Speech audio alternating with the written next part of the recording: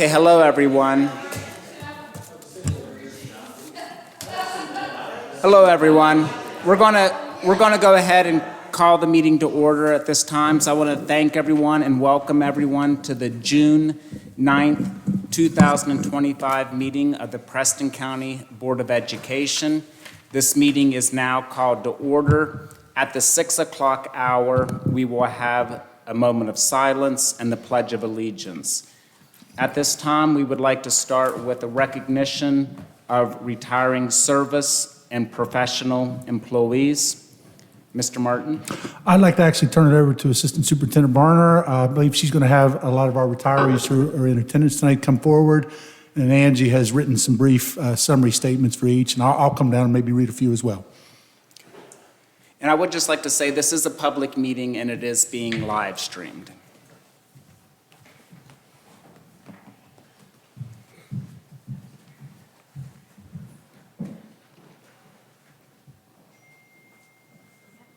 So at this time, we have quite a few of our retirees here this year, and we have a total of 445 total years of service amongst all of our retirees for this past school year. Some of our retirees that are with us this year have also, they retired like right at the end of last school year, but they count for retirees for this year.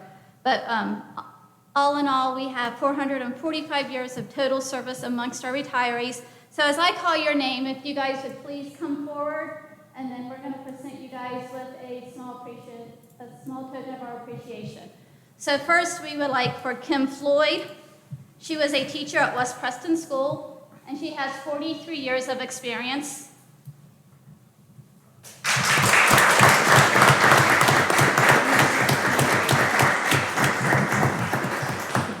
Next, we have Lisa Piper. She was a teacher at South Preston, and she has 37 years of experience.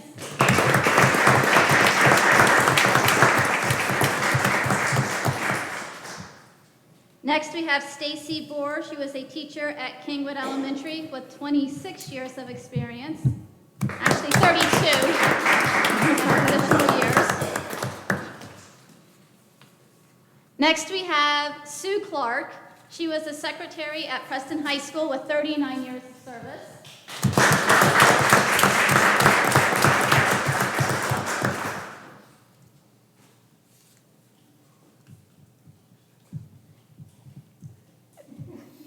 We have Kim Matheny, who is a guidance counselor at Preston High School with 35 years of service.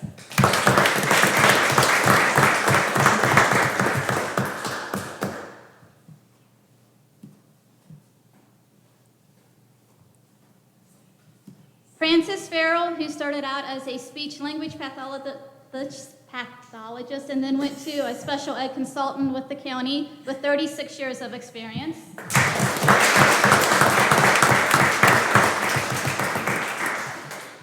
And last, we have Alan Corbett here with us, who is a technology systems specialist with 13 years of service here with us.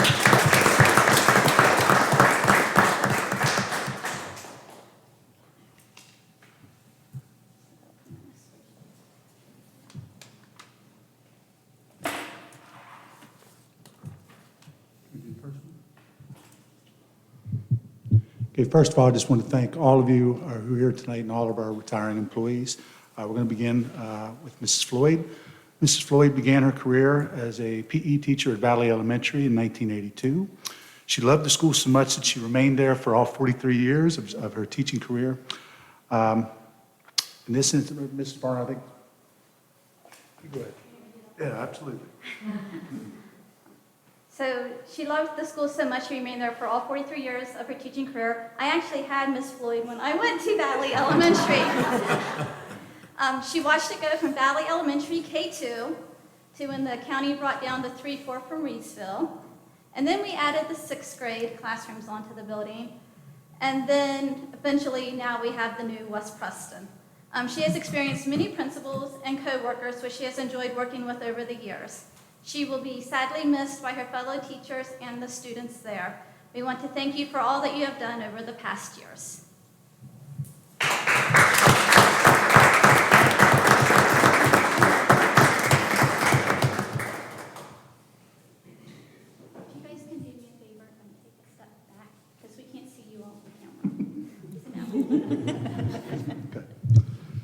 Okay, next is Lisa Pfeiffer. Lisa began her teaching career as a half-time teacher at Central Preston High and at Tunnelton, Denver in 1988, where she worked under a administrator by the name of Francis Martin, I believe. She went on to teach 5th grade, 3rd grade, 4th grade at Tunnelton, Denver until she finally settled into kindergarten in 1996. This has been her home until 2014 when Tunnelton, Denver became South Preston School, where she retired from this year, still teaching kindergarten with a total of 37 years of experience. Her joy of working with the little ones will be missed next year by the school and the community. I would like to also say I had both of Lisa's children in school, both Corey and Jordan, and they were wonderful children and a great product of the good parenting that she exhibited through the years. Thank you, Lisa, for all your years of service and dedication.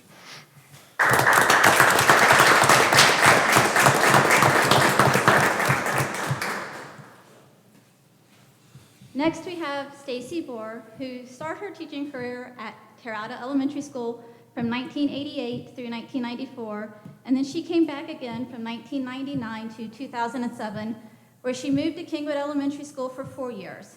She loved Terada so much that she went back for 10 more years before returning to her next love at Kingwood Elementary School to finish out her career with 4 more years. Within all of these years of teaching between these two schools, she maintained between 4th and 3rd grade, with the exception of her early on years of 1st and 2nd grade thrown in there. I was able to work with Ms. Bohr for 1 year at the beginning of my teaching career at Terada East Preston, and I would also like to say thank you for being a great teacher to my daughter, which she had at Kingwood Elementary School a long time ago. Ms. Bohr had a total of 32 years of experience, and you'll be sadly missed by all. Thank you.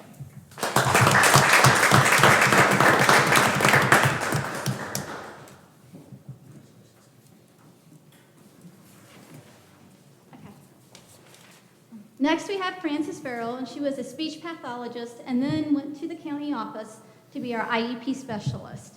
And she has been here for a total of 36 years. She has been helping students with her R's and W's and all those lovely blends in between for a very long time. She worked with students at Terada and Kingwood Elementary School over her time before she came to the county office. You could always call or ask Frances for any advice when working with a student or needing help with writing an IEP, and she always would give you advice and help when needed. Thank you for everything you've done for our county, Frances.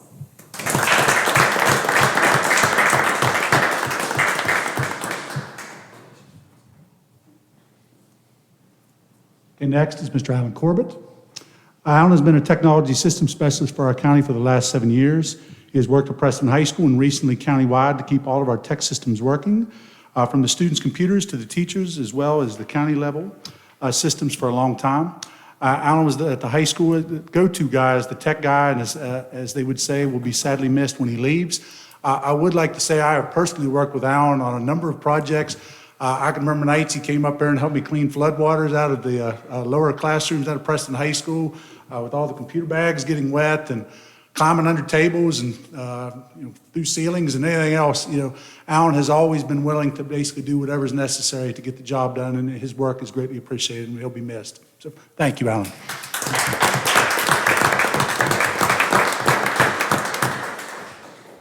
Next, we have Kim Matheny, and she's retiring with 35 years of experience. She began her career in 1989 and finished at Preston High School in 2024. Yes.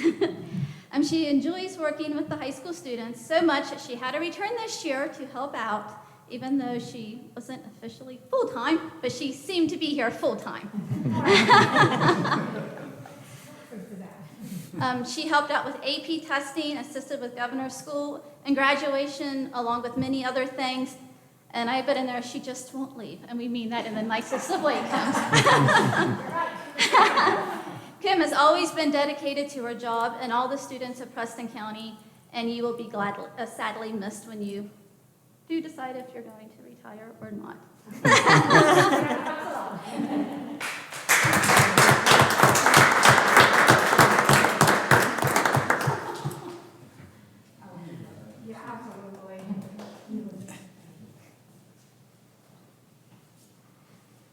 Okay, last but not least, Sharon, I was going to say, when I saw the certificate, I saw Sharon Clark. I was like, oh, Sue. Sharon, a.k.a. Sue Clark, as we know her, has been a secretary with Preston County Schools for 39 years.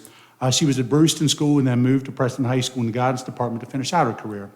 Sue has always been helpful to parents and students over her time with Preston County Schools and will do anything asked of her. She's worked diligently to make sure that all of our grades were transcribed and graduates were ready. When it came to graduation night, she made sure that the beginning of every year worked smoothly with all of our students, enrolled correctly, and new schedules were processed and ready to hand out. The job never ended, but Sue always smiled. Sue, thank you for your dedication, and you'll be sorely missed. And I know as my time as the WEVIS director, I mean, Sue is somebody I communicated a lot with, and certainly, Sue, greatly appreciate your work and respect your work as well. So thank you.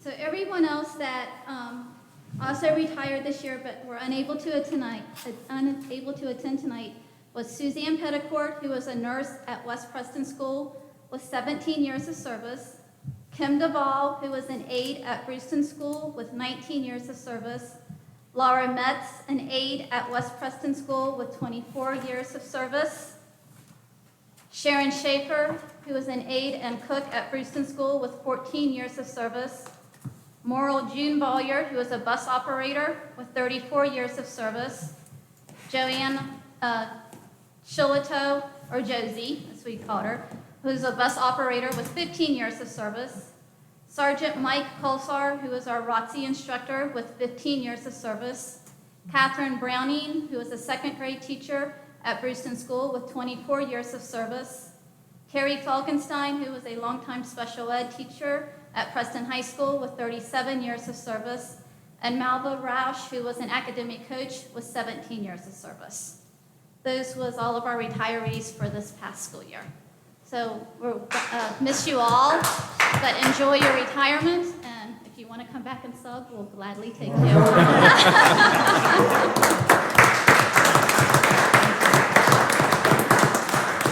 to get a picture, so don't leave. We need pictures. Come back up.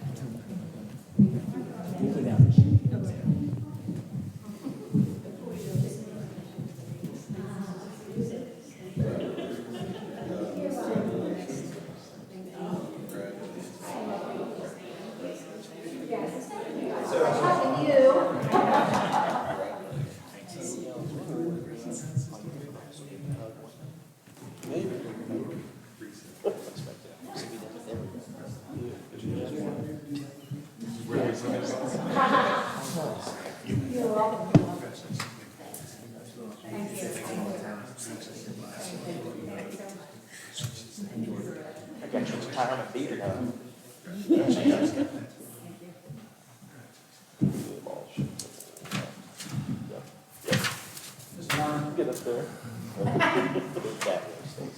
Yeah. Yeah, no, the other way, Stacey. The way I'm pointing that way. Right there, yeah. Yep, there we go.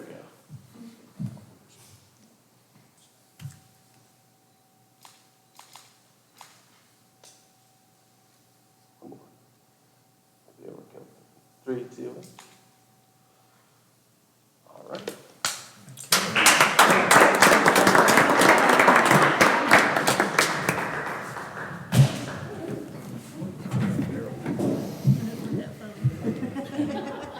So since I made it to my mic before Mr. Tatham did, and we have 15 minutes, I'll be happy to fill.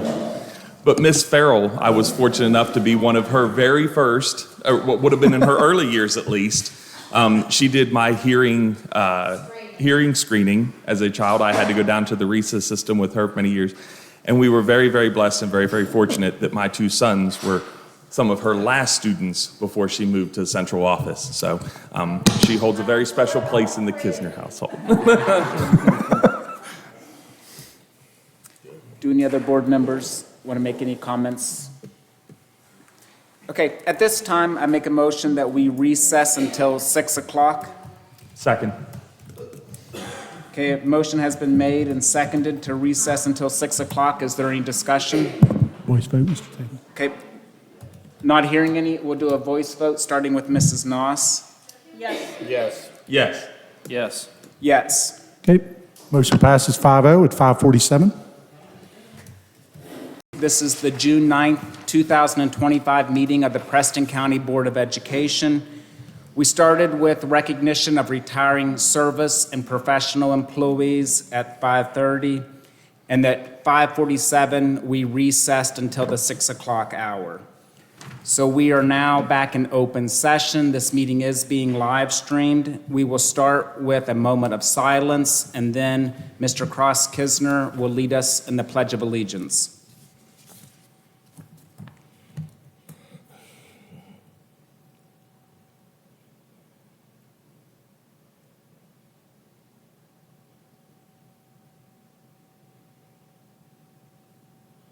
If you'll stand.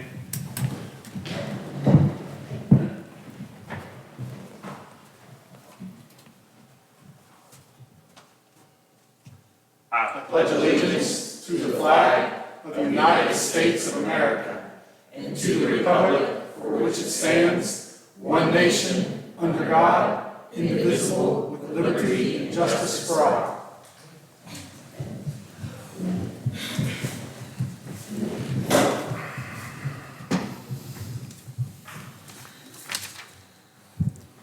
Okay, Mr. Martin, the first item we have is recognitions. Okay, thank you, Mr. Tatham. We have a number of recognitions here this evening. Our first is we are going to be recognizing our two student board members from this year. I would just first of all ask that both Colson Manco and Brooklyn Castile, if you guys would please come forward. Mr. Tatham, I just want to speak to the hard work and diligent efforts of both Colson over the last 2 years, and Brooklyn, of course, new to a student member this year. I think both of them offered great insight to the board in terms of the experience from a student standpoint.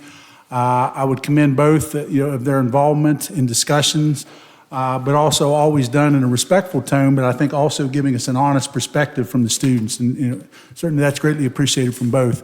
Colson, I certainly appreciate the fact that you've dedicated yourself to 2 years of this. And, again, your time on the board, I think that you've left a lasting impact in terms of some of the processes that we now do in terms of looking at our student transfer processes and trying to garner information there, and also the development of the Middle School Scholar Summit that was an extremely successful event this year. Colson, I just wanted to honestly just thank you for your time and dedication. And Brooklyn, I think you have been a wonderful addition to the board this year. Again, I think you have some tremendous ideas. Congratulations, of course, of earning the title of Queen Series this year. Colson, of course, was our Preston High School valedictorian.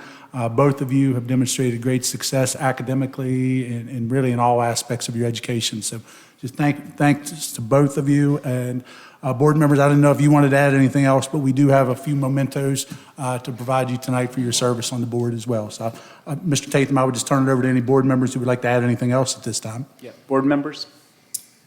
The only thing I have is last board meeting, we had a lot of recognitions and we had a lot of pictures taken. And Colson kept saying he was honoring us by getting his picture taken with us. And if we had a picture, he would sign it. So during the award ceremony last week, I was able to get a picture with Colson, and I would like to have him sign it. You went in the top or the bottom? We're at.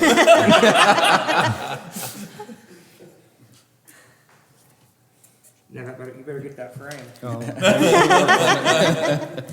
Thank you, Colson. You're welcome.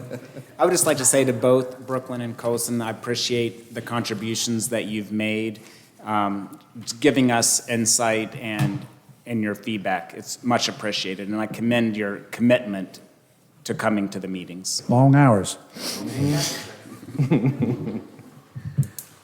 Okay.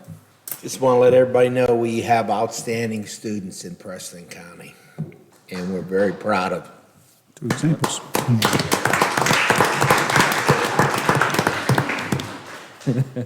Let me try, I'm my phone now. I thought I had that muted. Good move. Okay, if we'd come up. Thank you both. Bye.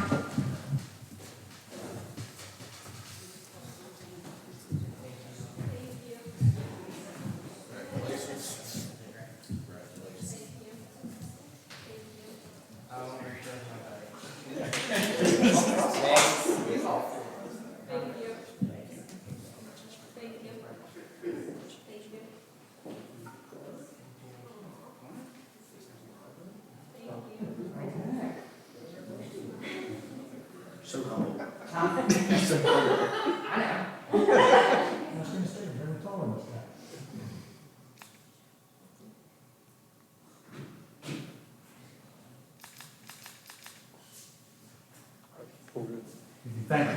you, guys.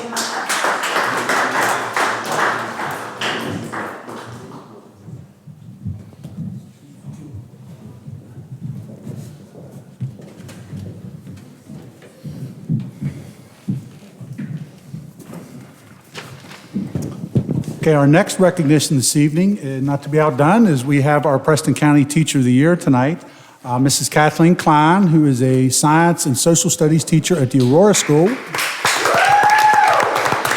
I don't have your bio in front of you, Mrs. Klein, but I know that Mrs. Klein serves as the local school improvement council chairperson, is involved in a number of clubs and activities at the Aurora School.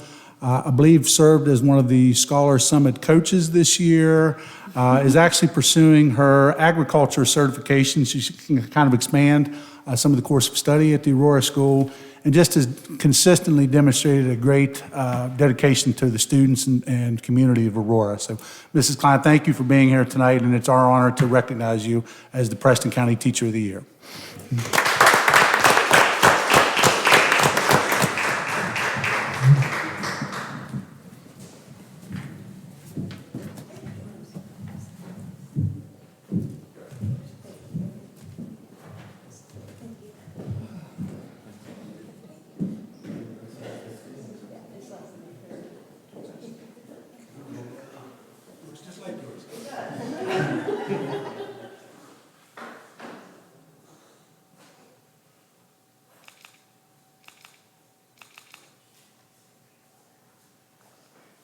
If we can give Mrs. Klein a big round of applause.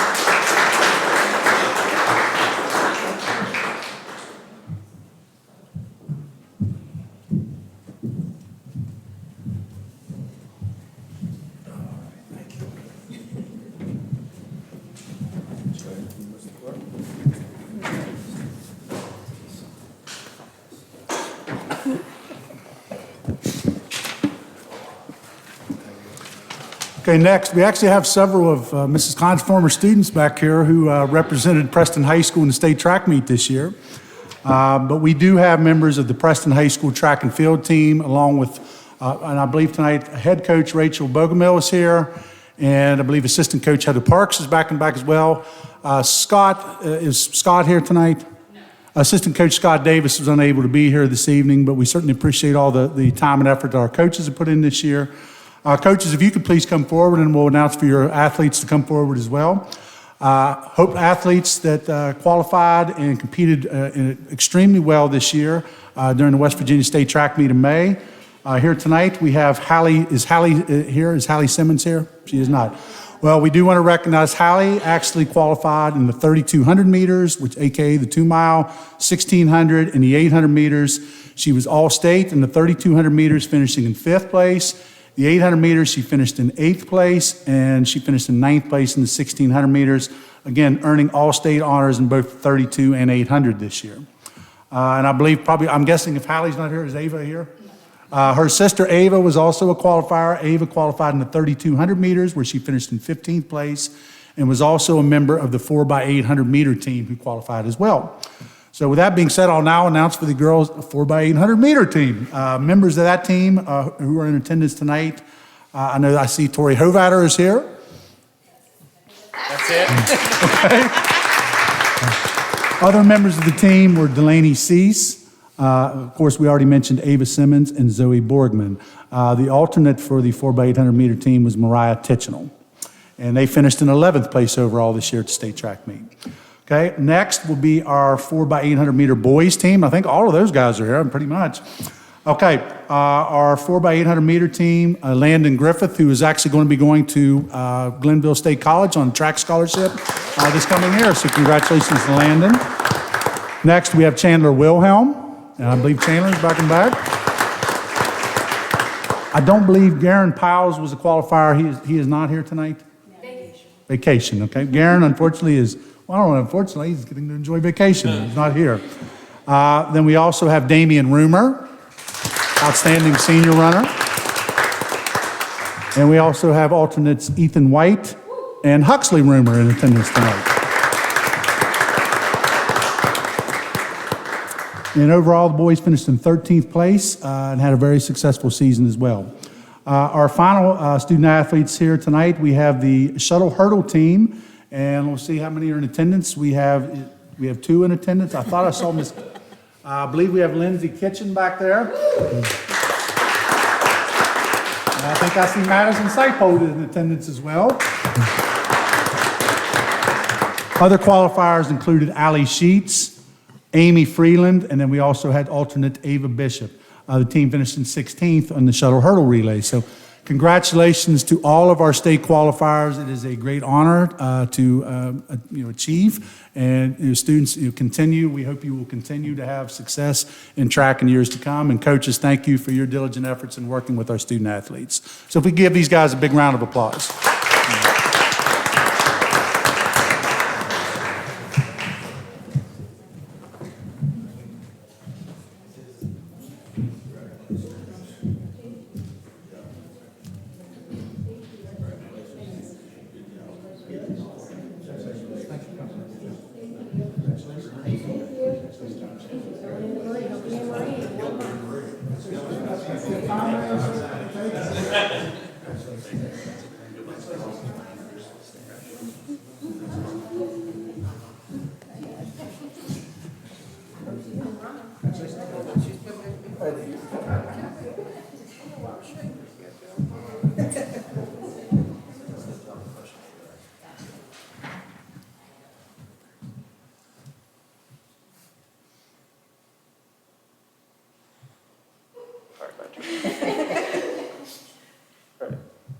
Big stuff.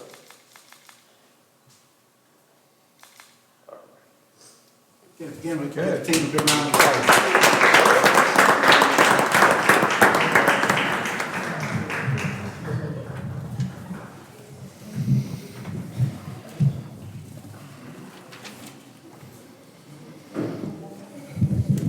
Okay, Mr. Tatham, that is all the recognitions I have this evening. Thank you, Mr. Martin, and thank you to our students for representing Preston County Schools. Thank you to our coaches, and thank you to our teachers and our student board members. We appreciate it. Any comments from other board members? Okay, thank you, everyone.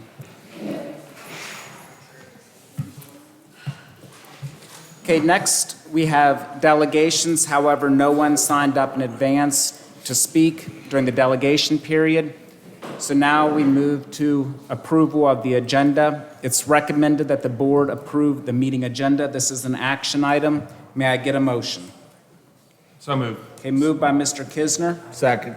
Second by Mr. Zigray. Is there any discussion regarding the agenda or any recommended or proposed changes?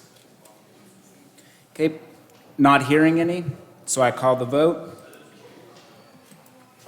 Voting is open.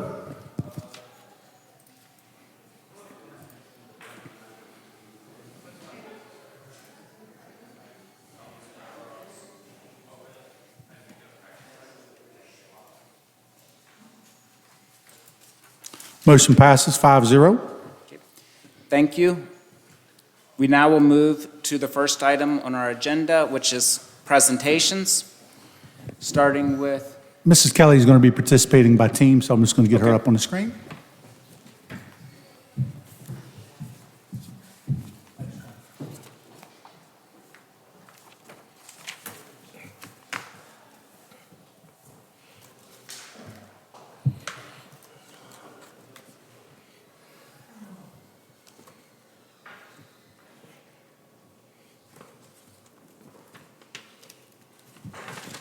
Hey, Mrs. Kelly, can you hear us?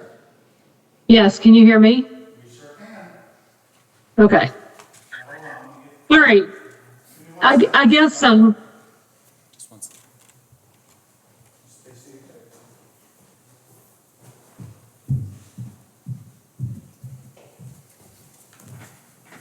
Okay, Mrs. Kelly. all right, I'm going to talk about ASE first, the After School Explorers Program. The growth report you should have, it shows for ELA and for reading and math, it shows you the growth report for just the kids that attended after school. This year, we had a site at Rollsburg, Fellows,ville South Preston, Kingwood, and West Preston. And it's the second year for the current grant. We had a little trouble this year, first time ever meeting our minutes because we had 5 brain freeze days, 10 snow days, and 13 to 16 cancellation of after-school activities. So we're a little short on our minutes, which will probably next year result in having extended time just to prevent that from happening. We do live in Preston County, I guess. Next year, the sites will be South Preston, Kingwood, and West Preston with a tutoring site at Aurora.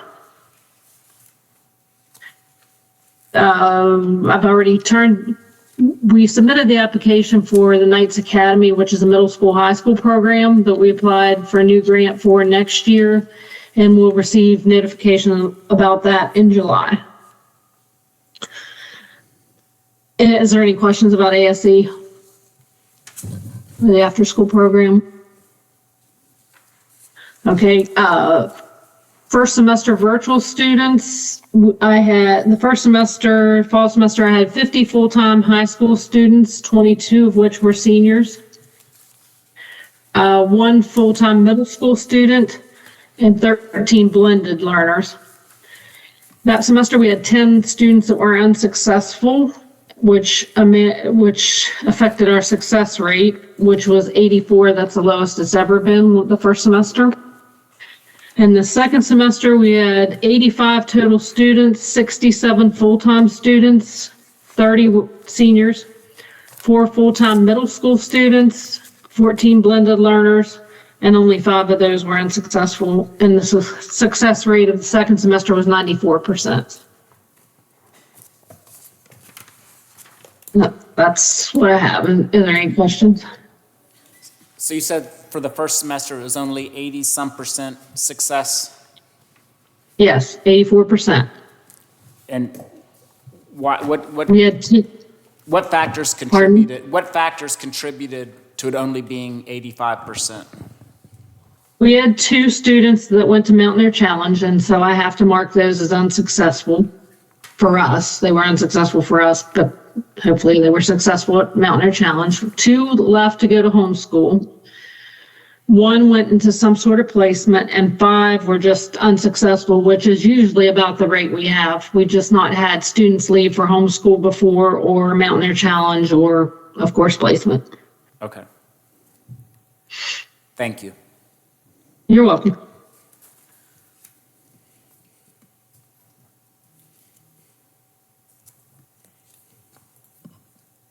Any questions? You can, please go on.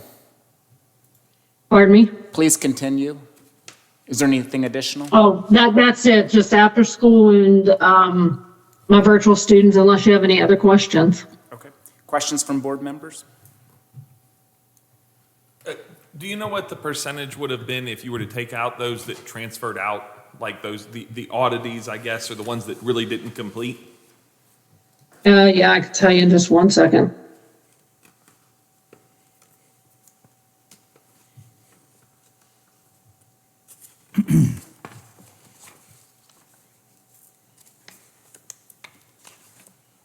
%94%. Okay. I understand for the state that you have to count them that way. Just for us, it makes a much clearer picture. Yeah, it's just something that has never happened before. I mean, we just haven't had those instances happen, and they all happened at once. Yeah. Usually people, if they're going to consider homeschool, have already considered it before they apply for the virtual program. But I think sometimes the amount of work is eye-opening for them. The virtual workload is pretty heavy at times. There's a lot of work to be completed. And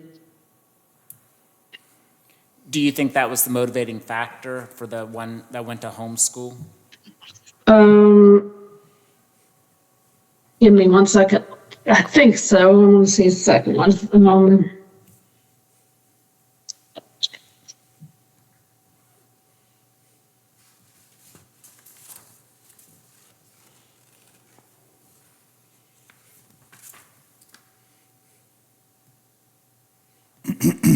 Yes, both of them. It was the same thing.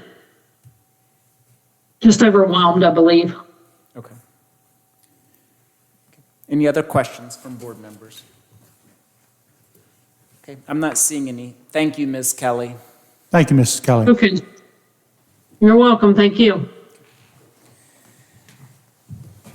Okay, next on our list is Mrs. Rush.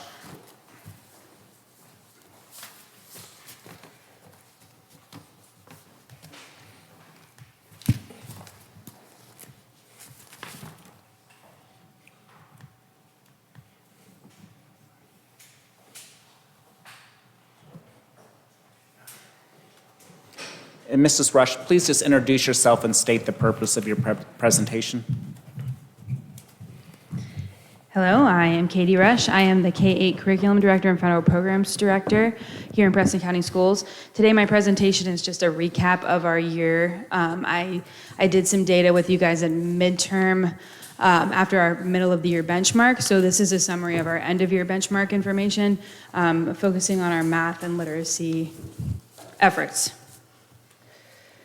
So we're just 3 items today. A couple of them are pretty big items. The first one is literacy in Preston County. So we're going to look at progress towards our goals and our implementation plans. Then we're going to look at math in Preston County and then have an update on our MTSS and our SAT process. So for our Preston County literacy goal, our goal, as we know, is 65% of third graders will be reading on grade level as measured by iReady and the GSA. In May of 2023, there were 36% of our third graders were proficient. Last year was 41. We took a little dip this year. Our third graders this year are at 39%. I think that's it. There's a lot of words on that slide, but I think that's it. The great news is this year our goal was kindergarten, and we met our goal. So our goal this year was to hit 65% of kindergartners, and next year those kids will be first graders, and the goal is to get them to 65 or above and keep them there all the way through school, and then grandfather in every grade level after that. So we did hit our kindergarten goal, 71%. We've talked before about the difference between double green and regular green, and this is 71% on the double green. So this is the highest level of proficiency that iReady shows us. So we're really, really proud of this goal. We accomplished a lot last year. I'm pretty sure this number was at about 62. We were close, but we didn't quite make it for kindergarten. So this year we did meet the goal. Next year is going to be a bigger challenge. We've talked about the challenge of first grade, and that's where we're headed next year. So currently first grade is at 45%. That's that double green, and the single green is at 16%. So put those two together, 61% are somewhere in the green, so we have our work cut out for us next year, especially if we're shooting for that double green number for first grade. These are these plot graphs that kind of give us an idea by grade level and by school of growth versus achievement. So the first block is ELA by grade level, and you can see the quadrants where our students lie. First grade's right there in the middle. We don't have anybody really below that line. We want everybody above the line. Preferably, we want everybody in that top right quadrant. That's where kindergarten is setting. We have all the rest of our grade levels that are in the high growth quadrant. We just want to move them into the high growth and high performance quadrant. So first grade's definitely a little bit lower there. And then if you look at it by school, we have a nice cluster of schools. They're all above the line, they're all close together, we're all kind of moving together. Brewston and Kingwood are on the high performance, high growth side. Everybody else is on the low performance, high growth. So our kids are moving, again, they're just not quite caught up to proficiency level yet.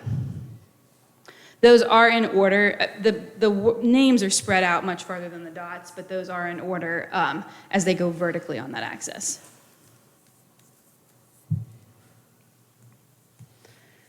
Now this is GSA. Usually we can't look at this because it's embargoed. This year it's not embargoed, so we're able to go ahead and dig into this now. Our county proficiency for ELA is 42%, and that's the same as it was last year. But I did want to point out we had a 4% decrease in the lowest category, which I think is significant because of our efforts for intervention this year. We put a lot of time into MTSS. We've established science of reading-based implementation instructional programs, our tutoring, all of those things go to catching up those students that are performing the lowest. So that equates to 43 students that we brought up from that lowest category on the GSA. So I was proud of that number there. And you can see this chart shows us by school and the change from 22-23 to now to 24-25. We haven't been able to really look at longitudinal data until now. So almost everybody went up from 22-23. That second color there is last year to this year. So you can see Aurora went down 3% since 22-23, but they went up 1% from last year. So that's what those double colors are. So almost all of our schools are moving. The percent increases are not as big as I would like. We've got a 4% increase at Brewston, which is great. That's really good growth. But in a 3-year span, 1%. I would like to see a little bit more than that. Fellows,ville had a decline, but you got to keep in mind that's only 2 grade levels of students at Fellows,ville and Kingwood, so their numbers are going to be more dramatic because they only have 2 groups of students, whereas our K-8s have, 3 through 8 in their numbers. And Roseburg's numbers, of course, are skewed because of a very small number of students enrolled there. Yeah. Terra Alta has made huge gains in ELA. They have gone up 10% over the last 3 years, which is a huge amount. West Preston hasn't changed. South Preston is up 3%. So a lot of positive movement. We just want to see more. Do we have anything to attribute the growth at Terra Alta to? I don't. They have had years where they didn't have consistent teachers, so that definitely shows up, especially you'll see in the math, to some spikes high and low. But I'm not sure what that dramatic increase is. I'm not sure. It would be something to look into, definitely. Especially since it was, it is split in half. 3% and then 5%. That's a steep line. Board members, I can get you grade level breakdowns as well. I don't have them right here, but I can get copies of the. I think that's a good document. Mr. Martin organizes it by grade and by school as it compares to the state and the county. And so you can see where our county line is above the state. It's a nice visual too. Any way that you can give me anything to give me a way to harass Mr. Hogue about it being his fault would just be great. So I'll see what I can do. So our plans for literacy next year, this will be year 3 of implementation. It feels like it's been 10 years, but I'm pretty sure this is year 3 coming up. So we have 4 big goals this coming year. These are implementation goals, so these are single year goals of things we want to accomplish. The first, I think, is really important. It's UFly, and that is, it just happens to be the program we've chosen. We have 3 schools who are still using multiple foundational platforms, which we know is not best practice. So I work with principals at the end of this year to say, okay, we got to narrow it down. We got to pick one thing. And they all chose to implement UFly, which is a highly effective program. It's research-based. So my coaching staff will be supporting that implementation, providing training, and making sure at the beginning of the next year that they have what they need to implement the program to fidelity. So that's a major one of our goals. Our second goal is to focus on first grade. Next year is the big year for first grade. We're looking for that 65%. We know that it's consistently a problematic year, so we have some plans on how to try to tackle that. One of my big goals is to work with our teachers on pacing, because in our conversations with the struggles, when we talk about our scope and sequence, it seems like we are reteaching a lot of kindergarten skills when we hit first grade, and so we're not getting through the first grade skills fast enough. So I know that's a struggle when you have kids in front of you that are ready to go, and you've got kids in front of you that are still working on letters. So we're going to really focus on supporting them with pacing and how to move a lot faster, because I think that they're mastering the skills they're getting to very well. They're just not getting far enough in the content. We will also be looking at writing. We have kind of a lot of things going on with writing, so we want to get everybody on the same page on scope and sequence. I know I use that term a lot, but really, we want all of our teachers to know what a student should be able to do in kindergarten, and then in first grade, and then in second grade, so they have kind of big picture goals for writing, so that we can be a little bit more on the same page. We've got people using different things. We've got some schools doing some supplemental things, and all of those tools can be helpful. We just want to make sure everybody's working towards the same goals across the grade level. So we have some professional development plan there, and again, that district-wide scope and sequence that'll hopefully help us get organized. And then our fourth goal, we're calling confidence and comprehension. This is still the area where our teachers feel the most, are lacking confidence the most. They feel pretty good about their phonics. They feel pretty strongly about the phonological awareness, these things that we've put a lot of time in. They still feel a little hesitant about getting our students to master the comprehension skills. So we're going to make that a focus next year in the support that we provide and really push for those numbers to come up because comprehension has been low. It's a lot harder to, phonics and foundational skills are very concrete. This is the list of skills, this is how, this is what grade they need to learn them. Comprehension is a lot more complicated, which leads to teachers feeling a little bit unprepared to make gains there. Any questions on literacy before we go on to math? My biggest number one next year is going to be first grade. I'm sure they will love it.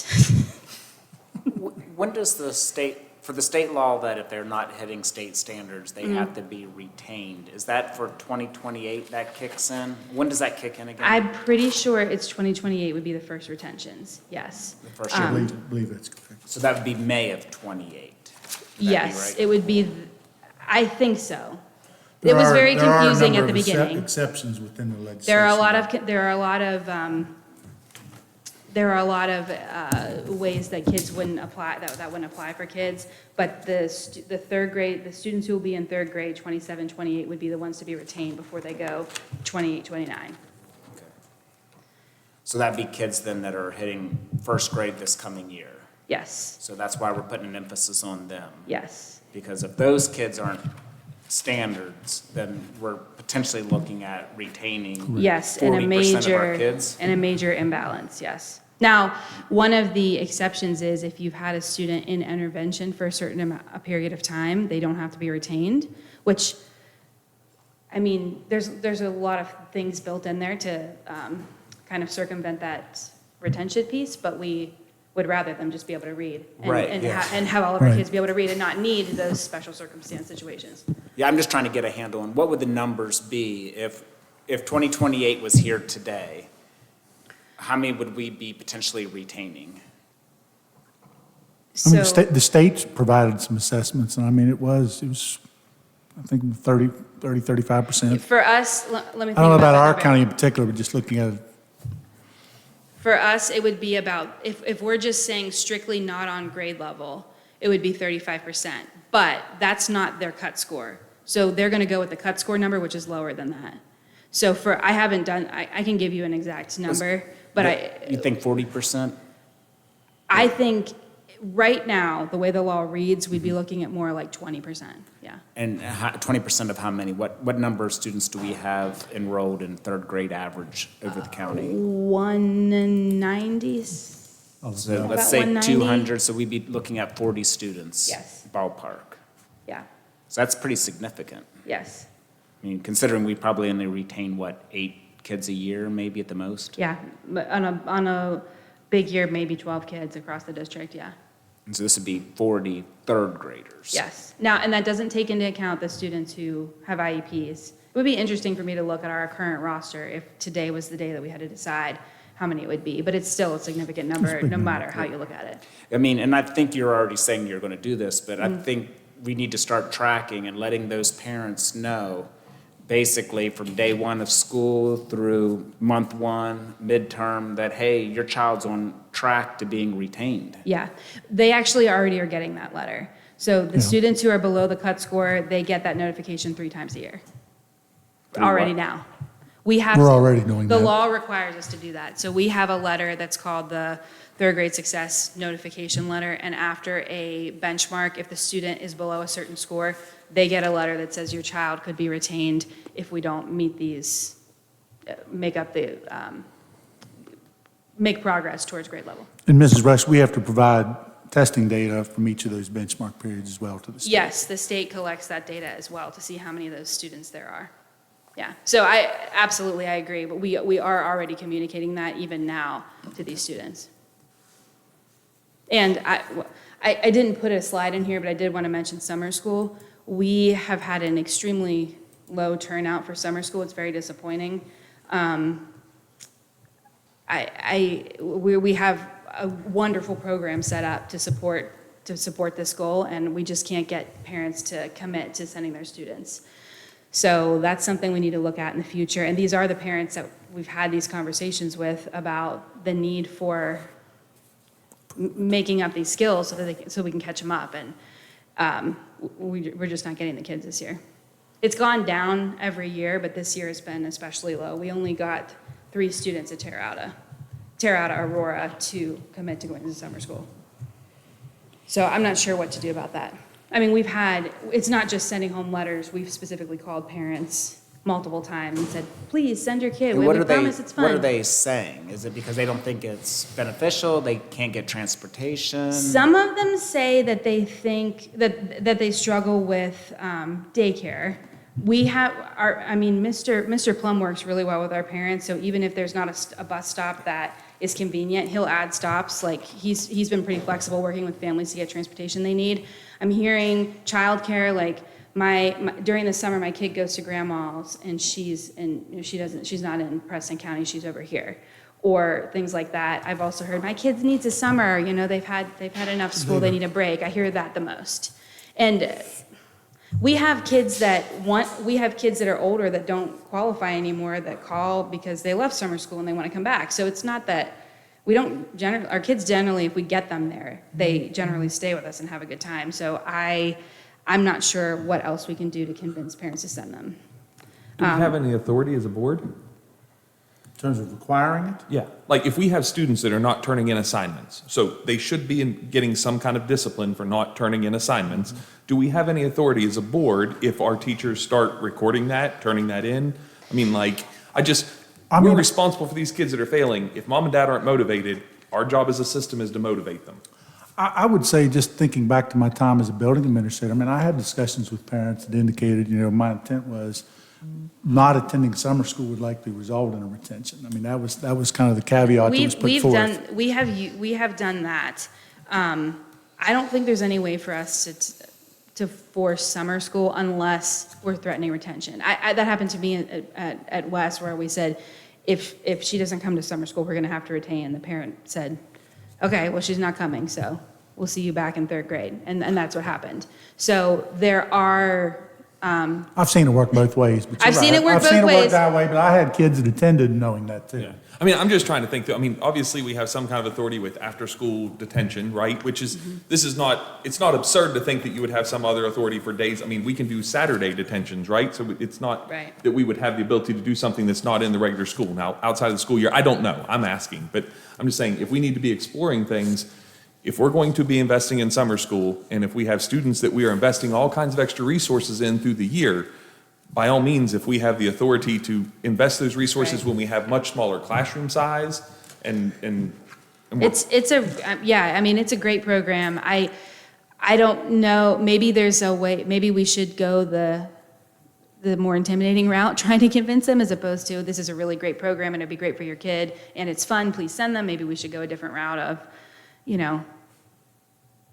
looking at retention. I don't know. We can talk about that. Last year, it really wasn't an issue. We had almost all of our programs full. So it has gone down. Like, our programs were a little bit smaller last year. We went to elementary only, and then this year we've cut a little bit further, but we are taking 4th and 5th graders. We are taking up through K-5. We prioritize K-3, but we will take older students. So I don't know. I know that there's a mentality that retention is not always a solution. I think increasing retention, I'm hoping that motivates parents to help motivate their children. At the end of the day, we don't have, yes, the school is a major influence and has a lot of time with the child, but if the parents are not motivated, it's really hard. Yeah, maybe we should start next year with some hypotheticals of this is what will happen. I don't know. It's a conversation to have with principals too. I mean, definitely, because they're the ones having those conversations with parents. Well, I, for one, and I think that we should look into that to see what, I mean, again, what we can do, at least is to know our options and to know, I mean, it's terrible to hear about the amount of resources that we have available to help these kids succeed, and we have 3 in my hometown that they're going to take advantage of that, when Yeah. we know that we have so many more that need it Yes. more than they need a summer break. Right. And we even have a hard time getting a hold of people because I ask my site coordinators do most of the recruitment for our principals. They work together. And I said, what are they saying? What are they saying? And a lot of people just won't even call back. So like I would love to do some, tell us why you won't come so we can kind of troubleshoot this and fix it. And we have a hard time just getting communication. So it's something to think about. I need to think about it a little bit earlier. I say, maybe, I know you said we have 3 required letters, but personally, I think that would be good information to be passing on at our parent-teacher conferences, when they're like to say, your child is on track for consideration of retention at the end of this year. Yeah. Because we want them to succeed. This is not I hate the idea of calling summer school the punishment, but again, at the very least, if it's kids that just aren't turning in work, I don't have a problem with it being punishment, right? Like, at that Right. point in time, it's a lack of effort that leads to you have to do work outside of those hours. So, I mean, even if we are able to use that as a different scenario than just the students who are not being successful, they are turning in work but not being successful. But even if we can use that as a subset Yeah. that we have some abilities for, again. Yeah. No, I think it's something to look at. I think we have to talk about it next year, what the future of the program is, if this is the kind of numbers we're going to have, and how we can change that. Because we worked really hard to fund summer school this year without the COVID funds, and it is disheartening to see the low turnout. So we'll have to work on that for next year and come to meet somewhere in the middle. And then my question, since I've been giving statements unsolicited, how much of the kids that automatically are getting those 3 letters through the year, how much of those overlap with the initiation of a SAT process? To me, those would be pretty If well they in line. get a They letter, mandate it. they are required to have an Okay. intervention plan. And I have some numbers on that later Okay. in the presentation. Okay, thank you. Yeah, but those are the same kids. Okay, so for math, here are the matrices for math. The first one is by grade level again. We have 3 grade levels in the high performance, high growth, which is great to see. We're having success with our younger students, kindergarten, second, and first. For some reason, 8th grade is always really high in this metric in math. I don't know if there's like a steep curve to the content on the test that by the time they hit some big units, they skyrocket, but they're always high in growth in math. 4th and 5th are right there above the line, and then 6th and 3rd are right below the line to low performance, low growth. By school, we have Brewston, Kingwood, and Fellowsville that are squarely in the high performance, high growth, and Rollsburg, Terra Alta, Aurora are very close. That darker blue dot, that's both Terra Alta and Aurora. They're right on top of each other, and they're right on the line. And then South and West are right there too. So everybody is above that growth line, and again, we want to push everybody else to the high performance line. Oh, going backwards. So here's our GSA math. We did make a 2% increase in math. Our county proficiency is 37%. We have some pretty major growth in math over the past several years. We've been struggling with math. Aurora has had a 9% gain, Brewston 4%, Central 7%, Kingwood 3%. Fellowsville had a drop. Again, that's 2 classes of kids, definitely not the same kind of data. Same for Rollsburg. And then South has had an increase of 4%, and Terra Alta and West have both had a decline over the past couple years. Now, I will say Terra Alta has gone up from last year to this year by 2%, but they're down from their 34% from 22-23. So they're kind of skating around that area. So mostly we see a lot of progress here. I'm excited to kind of switch gears and focus a little bit on math. So hopefully we'll see these keep coming up. And our plans for math, last year we did a big reading kickoff, and this year we're going to do the same thing with math. So our back to school day is going to be math heavy. We still have a lot of work to do with reading, but our foundational training has been done on the science of reading. We've got the MTSS set up now. We just kind of need to plug and chug and just keep doing what we know is best for our kids. So for math, we're talking about 2 mathematical habits of mind this year. There are 10 mathematical habits of mind, and they're really good.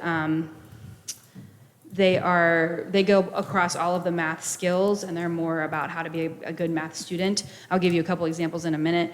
And we tried to put an emphasis on that this year, but 10 is too many. So we decided to pick 2 that we want to get really, really good at and talk about in everything we do. So that's what we're going to do for next year. We're also working on math intervention.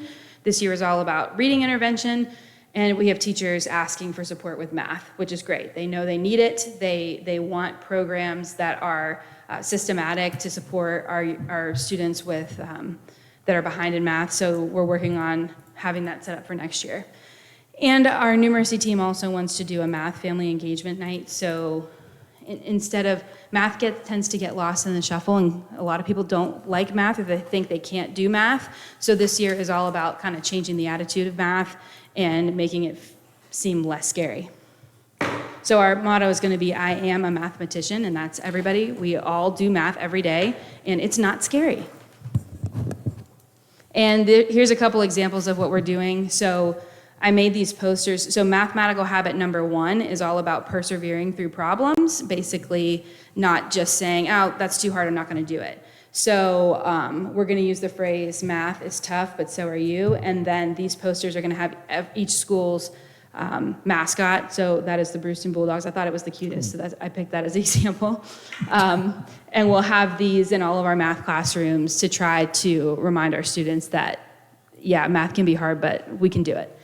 And the second habit that we're going to work on is the manipulatives. It's about using all the tools that we have to solve math problems, whether that be a calculator if it's appropriate, or a graph paper, or base 10 blocks. How do we figure out which tools we need to solve a problem? So that's what our second poster is about. Any math questions? Okay. So we've also talked this year about what we were calling Tier 3 teachers. So these are teachers that the data shows us are in need of instructional support. So we took all of the data from iReady and GSA proficiency. We looked at the percent of students achieving their typical growth and the percent of students with improved placement. Those last 2 are both iReady metrics, to determine which teachers are performing significantly below. Their students are performing significantly below, especially when it comes to growth. We would never judge a teacher's success based on proficiency if they're inheriting students that are starting behind their peers. So we really focus on growth. How much do they move them in a school year? So we identified 9 teachers who will be needing support for ELA in grades K through 8, and one of those teachers was on our list from last year. So I went through all of the teachers that we identified as Tier 3 teachers last year. All of them showed significant growth except one. And of those 9 teachers, 3 of those teachers were new to their positions this school year. So that was ELA. Math, we did not do this with last year. Last year, I focused on those K3 reading teachers. This year, we did K8 math and ELA. So these numbers do include middle school, whereas the numbers I gave you last year were only, I think they were K5, not K3. Last year, I did this process for K5. These numbers are for K8. We went ahead and did this process because the principals asked. They wanted to know what teachers across both subjects in all of their grades. They were interested in that data. So math, we identified 12 teachers, and 3 of those are an overlap with the ELA teachers. So those would be teachers that teach both and showed up on both lists. I didn't pay attention to which of those teachers were new, but we do have more math teachers that need support. And it's kind of cut off by the lines at the bottom, but the principals already have plans for intervention for these teachers.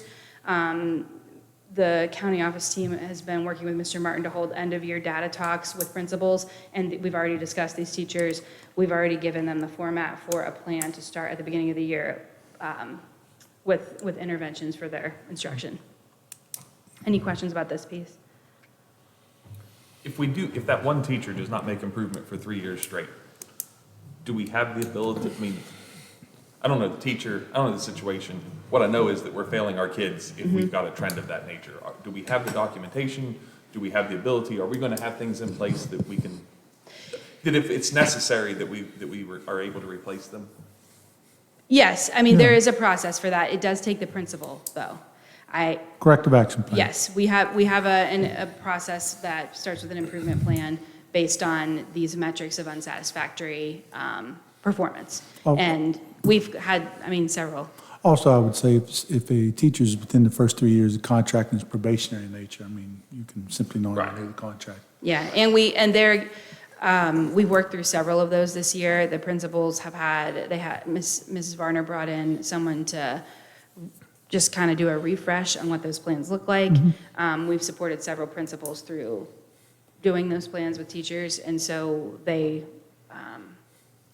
do know how to use it. Are the principals doing them, though? They know how. Are they actually doing them for the teachers that we're identifying? We have like a have multiple. 300% increase or something. I currently have probably 8 teachers that are on focus support plans and 2 that are on corrective action plans currently that we are rolling over to continue. And there were multiple non-rehires related to just prolonged negative performance. Yeah, so we're definitely being more intentional about making those decisions than we have in the past. Okay, I understand the tracking of certain teachers. Are we tracking the kind of students they're inheriting? Like new teachers have a tendency to inherit students that may give other teachers trouble, or a number of students that are on SATs? How are you tracking? So that's a good question. I know how I handled that question as a principal. Our principals all handle that a little bit differently, but that is something I ask. So when we look at this data, especially if we're looking at 2 teachers on the same team and there's dramatic difference, I'll say, what's going on with this class here? It's harder to look at the differences in non-academic makeup of a class, but academically we can see pretty easily. iReady has a report that you can sort by baseline. So that will show me how many students a teacher started with 2 grade levels below and how far those students grew. So you can see pretty clearly, like sometimes we have teachers who have 120% as the median growth on their kids that started on grade level and 40 on the lower kids, and vice versa. Sometimes we see teachers in classrooms where our high kids are a little bit stagnant and our lower kids are making lots of gains. So we do have the ability to see that data academically. It's a little bit harder to see it numerically for students with behavior issues and things like that. But it has come up a lot in our conversations with principals. With iReady, Mrs. Rush, I know you look at a lot of 2 metrics, there's typical growth, and I can't think of the other. Improved placement. Improved placement. Can you just quickly explain those 2 metrics? Typical growth is what the data says a student should make in a year. If a student comes to first grade and they're at the beginning of first grade based on what they know, if they make typical growth, they'll start next year at the beginning of second grade. That's what that metric is. Improved placement is the cutoffs between beginning of year, middle of year, and end of year in a grade level. So we could have students who have improved placement that don't get out of the red. So if a student starts, let's say a 4th grader starts at the end of first grade level, according to iReady. If by the end they are at middle of second grade level, they've improved their placement. They're not out of the red, but they are making gains to get out of that first grade level. So those are the metrics we look at so that we don't ever, that's what I mean when I say we focus on growth. We don't identify teachers just for proficiency alone. And sometimes we have poor growth metrics, but the proficiency is way high. And so that's a wash there too. You kind of have to look at all those factors. Are there a certain percentage, though, in either of those metrics that are kind of red flag to you? We started at 50%. To me, and honestly, 50% is way too low. Because if only half of your kids are making typical growth, that's very concerning. I would say on average, it's between 65 and 70% that are hitting typical growth, and our high-performing classrooms are even higher. We've got plenty of classrooms that are up in the 80%, 85% of their kids hitting typical growth. So 50 is too low. So what we did is we started at 50, and we pulled the teachers that are close to 50 up high, and red flagged the teachers that are below 50. But really, we're finding board members through these end-of-year data meetings. I mean, you know, Mrs. Rush has certainly some ideas in her head when she's going through the metrics of teachers that would probably be ones we should talk about. I mean, we've been typically in agreement. Like, It's been collaborative. Last year, the lists that they would come forth are often very similar to what we were looking at. Last year when we did this, I gave them their list. It wasn't a conversation. I said, this is your list. Based on the data, these are the teachers that you are going to work with. This year, I made my list, but we asked them to bring their own list so we could kind of collaborate on. And so we ended up with teachers on the list to be watched that they don't teach math and English at all. You know, they have concerns for other reasons. Or there were some that we didn't identify because of an extenuating situation. You know, their teacher was out the last 4 weeks of school. Or, yes, this teacher's data is concerning, but she was on maternity leave. This isn't her data. So there were conversations but mostly the list didn't change from what I had. Right. There wasn't a lot of difference between what I had from our test scores and what the principals thought. I feel better about this. We kind of switched. At some point, I was like, we're talking about these teachers all the time, but I don't know if we're doing anything. And we kind of switched what we're asking of principals, and I think that our plan now is going to be much more actionable, and we're going to make progress. And we've seen that at the end of this year of them really ramping up the pressure. And Ms. Rush, explain to them how we're going to do the intervention cycle with them prior to getting to the plan that we believe there's a chance of. We created, so state code gives us the focus support plan and the corrective action plan. That is the formal way that you work on a teacher that is not performing to our expectations. We built another tool to help principals have conversations with teachers who are coming to work every day, they're writing their lesson plans, they're having engaging lessons, it looks like they're doing everything right, but their data isn't showing that. So it's harder for principals to address those issues. It's easy for a principal to address an issue where there's safety at play, or the class feels like chaos. It's much harder to say to a teacher, hey, everything looks great, but your kids are still doing really poorly, so there's a problem here. So we've built in things to help them do that. So coaching cycles, for instance, like our principals can call in a coach, and then the teacher doesn't have a choice whether or not they're going to work with them. If the principal says, hey, I'm going to request a coach for you to work on this thing, then that's something that's going to happen. Teachers can always request their own coach, but then if they say to the coach, hey, I'm not really interested anymore, then the coach kind of walks away. But if the principal says, I want you to work with so-and-so on your small group time and making it effective, then that's going to happen. So that's like our main tool, but then we've also built in a whole bunch of other ways to support them.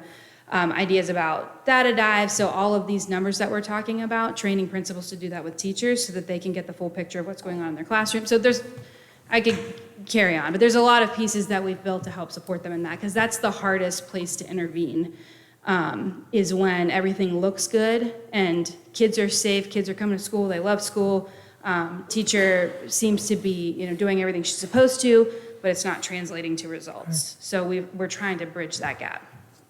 Okay, now, the coach or the mentors, are they at the local schools or? They're district coaches, so they can go anywhere, yeah. So they're not at the school? They do their work in the school. They work in the I school, understand yeah. that, but like they're not another teacher at the particular school. Right. So how many coaches do we have now like that? We currently have 7. 7 coaches, and they go through all the schools. How many schools do we have? Next year we'll have 8. 8. So we could basically have a coach at every school Yes. who could stay there the whole time. The problem with, I had a breakdown when they took my coaches from me as principal. Several people in this room were there for it. But what I can tell you now about what this model does for us is it lets me place the best coach for the job with that teacher. So if we were to put coaches back in schools and say, this coach is for this school, then that would tie my hands on any kind of flexibility with who is the best person to work with that teacher. So the way my coaches work now is they specialize in content. So I have a math specialist who attends all the math training. She does all the stuff that the state sends out for math.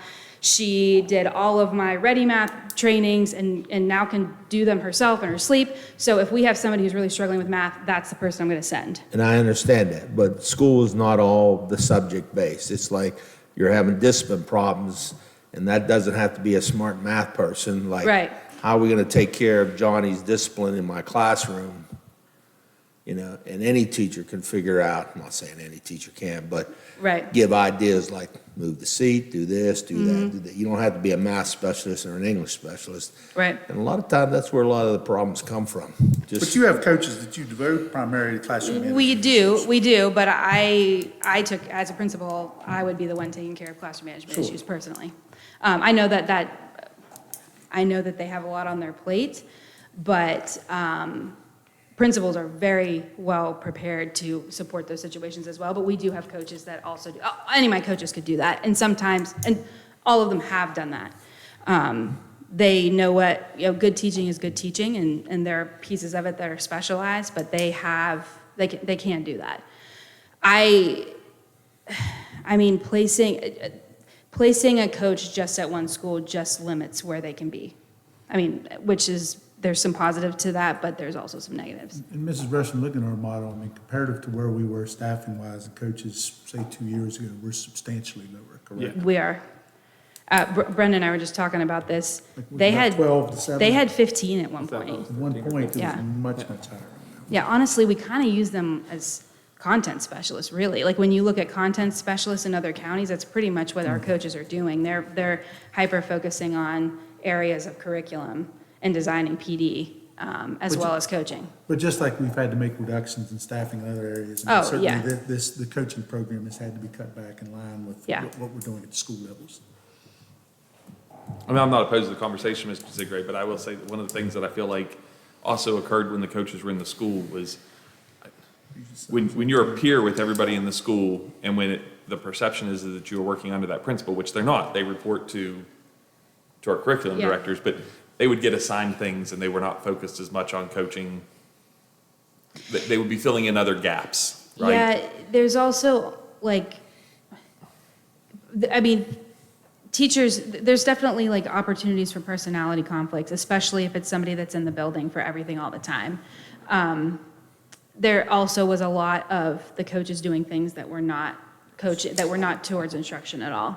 Well, we should ensure that our principals don't take advantage of our coaches and have them sort papers. That's what and I said, Mr. Cover Zigray. another class. That's exactly what I said Just when because we shift can't happened. find a teacher. But I see the advantage of the coach being in there. You don't have to drive to that school. If that teacher's got a problem in first period, you can stop in there, sit down for 30 minutes, observe, and say, here's what I would do. And if it don't work, try this. If it don't work, try this. But I see it both ways. Yeah, I see that. You know, I mean, there's a positive and negative both ways. And I see, we don't got enough principals. And we got dean of students, which is why we have the problems we have now. But Yeah, I mean, I think we could easily use a behavior specialist at every school. I mean, we know that, Right. There's a lot of things that we could get great use out of as resources that we just don't have right well, now. hopefully our school will take care of that. Yeah? So I just asked for clarification. Did you say when you're looking at these teachers that need support, are you looking at the behavioral issues that they have in the classroom? Yeah, when we talk to the principal and say, what did you see this year? Especially if it's uncharacteristic. Like if we're looking at data that's the same year after year, that's a different conversation. But if it's uncharacteristic for a teacher, we're like, what happened here? Could be class plan. The movement was so low. Oftentimes it's, listen, this is what happened there. This is what they had in that situation, and we definitely take that into account. And it's still the responsibility of the principal to do the Right. interventions, and we support that and continuously push to make sure those are happening. But the principal's the one who's there every day, knows the makeup of the students, understands those kind of nuances, and they have the capacity to adjust how they provide the support. Okay, and then when you're talking about the teachers that need the support, obviously the support's there during the school year. If there's any kind of data that shows that they could use some help, like looking at different things, like in the summer when they're not packed with all their school things, is there information given to these teachers to give them the opportunity to grow themselves prior to going into the fall? Yeah, absolutely. I didn't put anything in here. We have about 12 different summer PD offerings, and they're all based on things that either we know that we need or that the teachers have asked for. And when I sent out the sign up at the end of the year, I asked them to say, I asked a question, what are we not offering that you still need? And then we're already talking about ways to fill that in, because there are some really good requests of things that teachers want that we haven't already planned for. So we work through the summer. My coaches, they work a lot during the summer. Which the letters training that's being availed by the Department of Education, we have, Yeah. we have teachers involved in cohorts there as well. Yes, yeah. It's a little, it's very intensive, and the teachers that participate in that will get graduate credit for that, yes. Any other coach questions? I just have one more slide. This is some numbers from my final end of the year school audits for the MTSS. So what I did was I go through, I look at the list of students at every school, and I look at that cut score, and I always, well, hopefully they're not listening, but I always pick the ones that are close, because the ones that are not close, they're going to have an IEP already, they're going to be in intervention. It's those ones that are close that tend to get missed. So I give each school the names of one, or depending on the size of the school, 1 to 2 per grade level. That, can you press the X on over top of that at the top right corner so you can see the numbers? So like I ask for more students at Brewston and West than I do at Aurora, basically, but I ask every principal for a few students.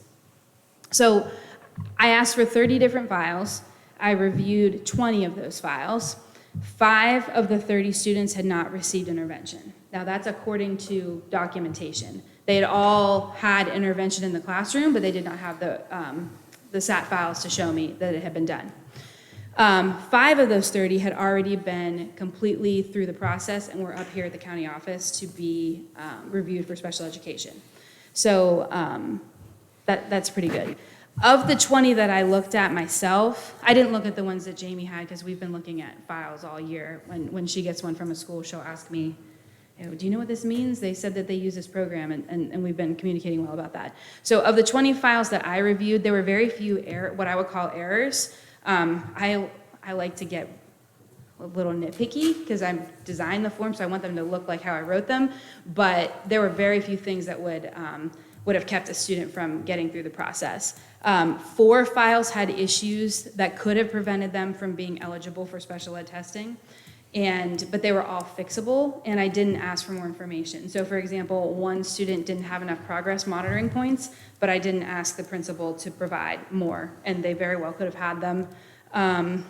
One student had 5 weeks of intervention, and then there was no more tracking, and we have to have 9 weeks to get through the process. But again, I didn't do any follow-up, I just looked at what I had.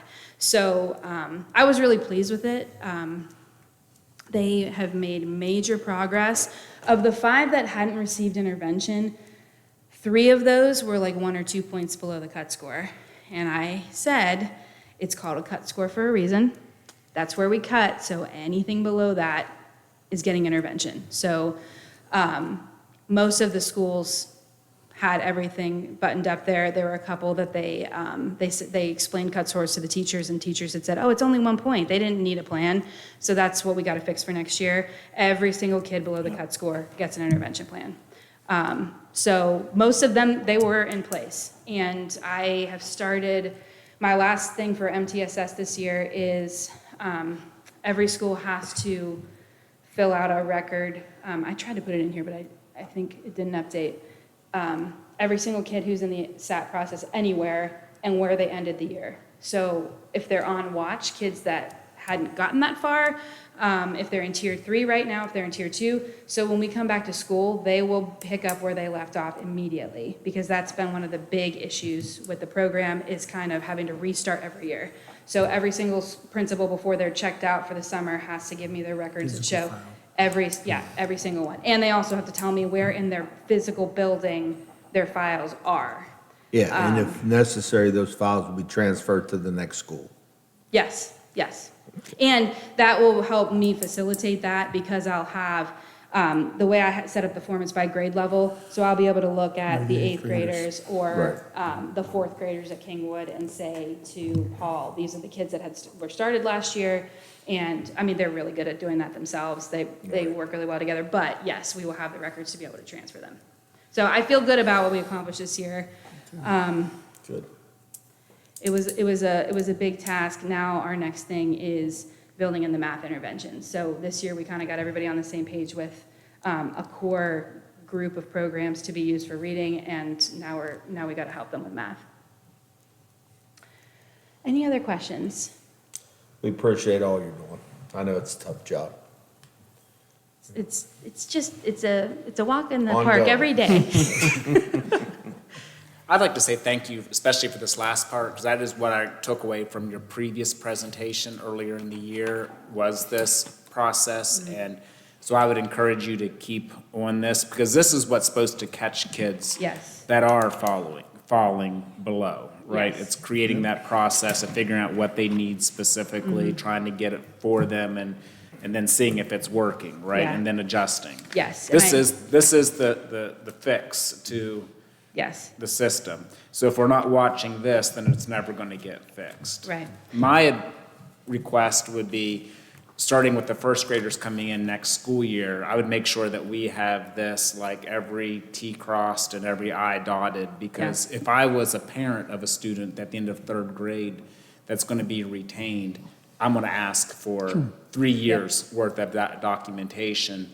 And it better be in order. And likewise, if I'm here as a board member and I have to make a decision on one of those students, I want to see 3 years worth of documentation to see if it's the student, the parent, or the school system. Like, where's the problem? Right. And this is the documents, right? I Yes. mean, this is it. This is it. And this, you know, my world is curriculum, but it's the same process for behavior and attendance. So it should streamline everything, and we shouldn't have to have different documents. Like if one kid is dealing with all those things, it should be one file, one plan to support that student in their learning. So this is definitely it. I am hoping that this starts to help me out in first grade with the I mean, we have kindergarten students already in intervention.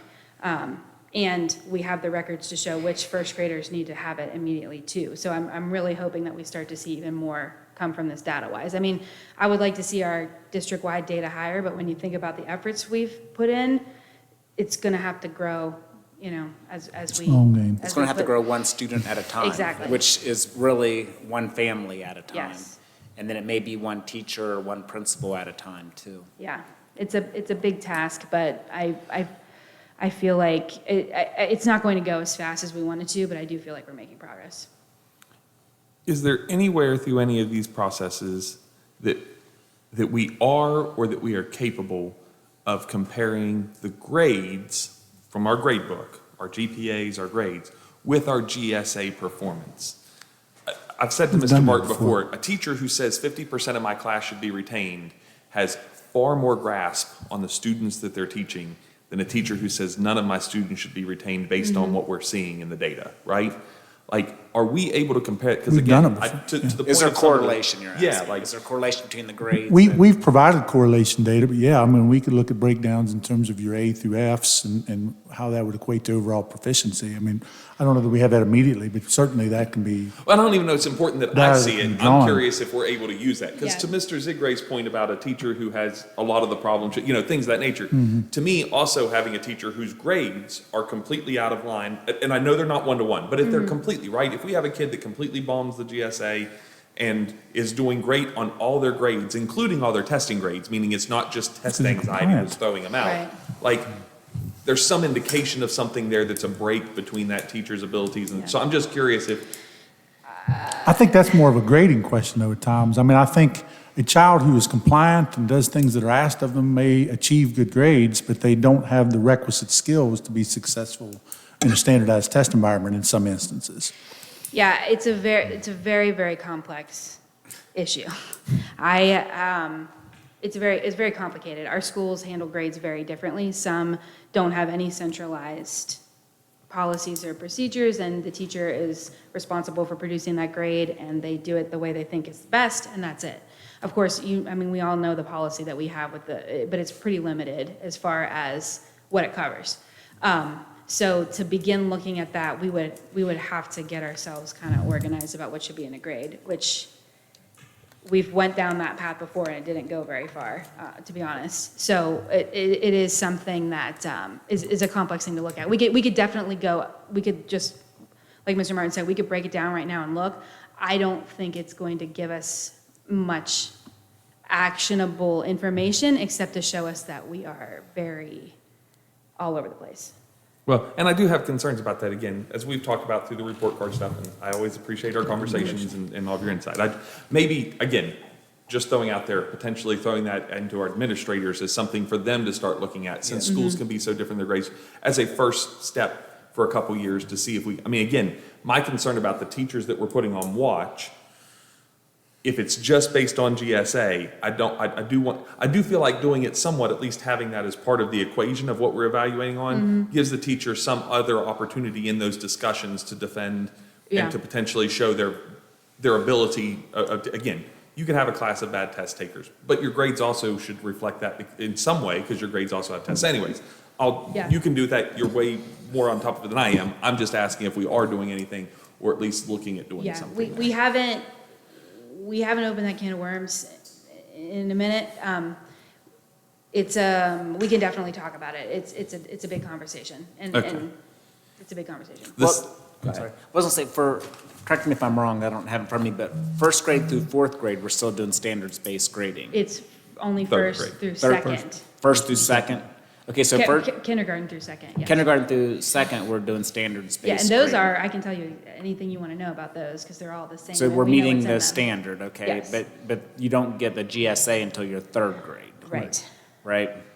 So, that's kind of the challenge, but really what we should have is once you're at third grade and you're doing GSA, right? And if the state's saying that you're not meeting standard, then I think what Mr. Kisner's saying is that if the state's saying you're not meeting standards, then those kids probably should not have an A or a B as a grade, right? They probably should be a C, D, or F, probably, right?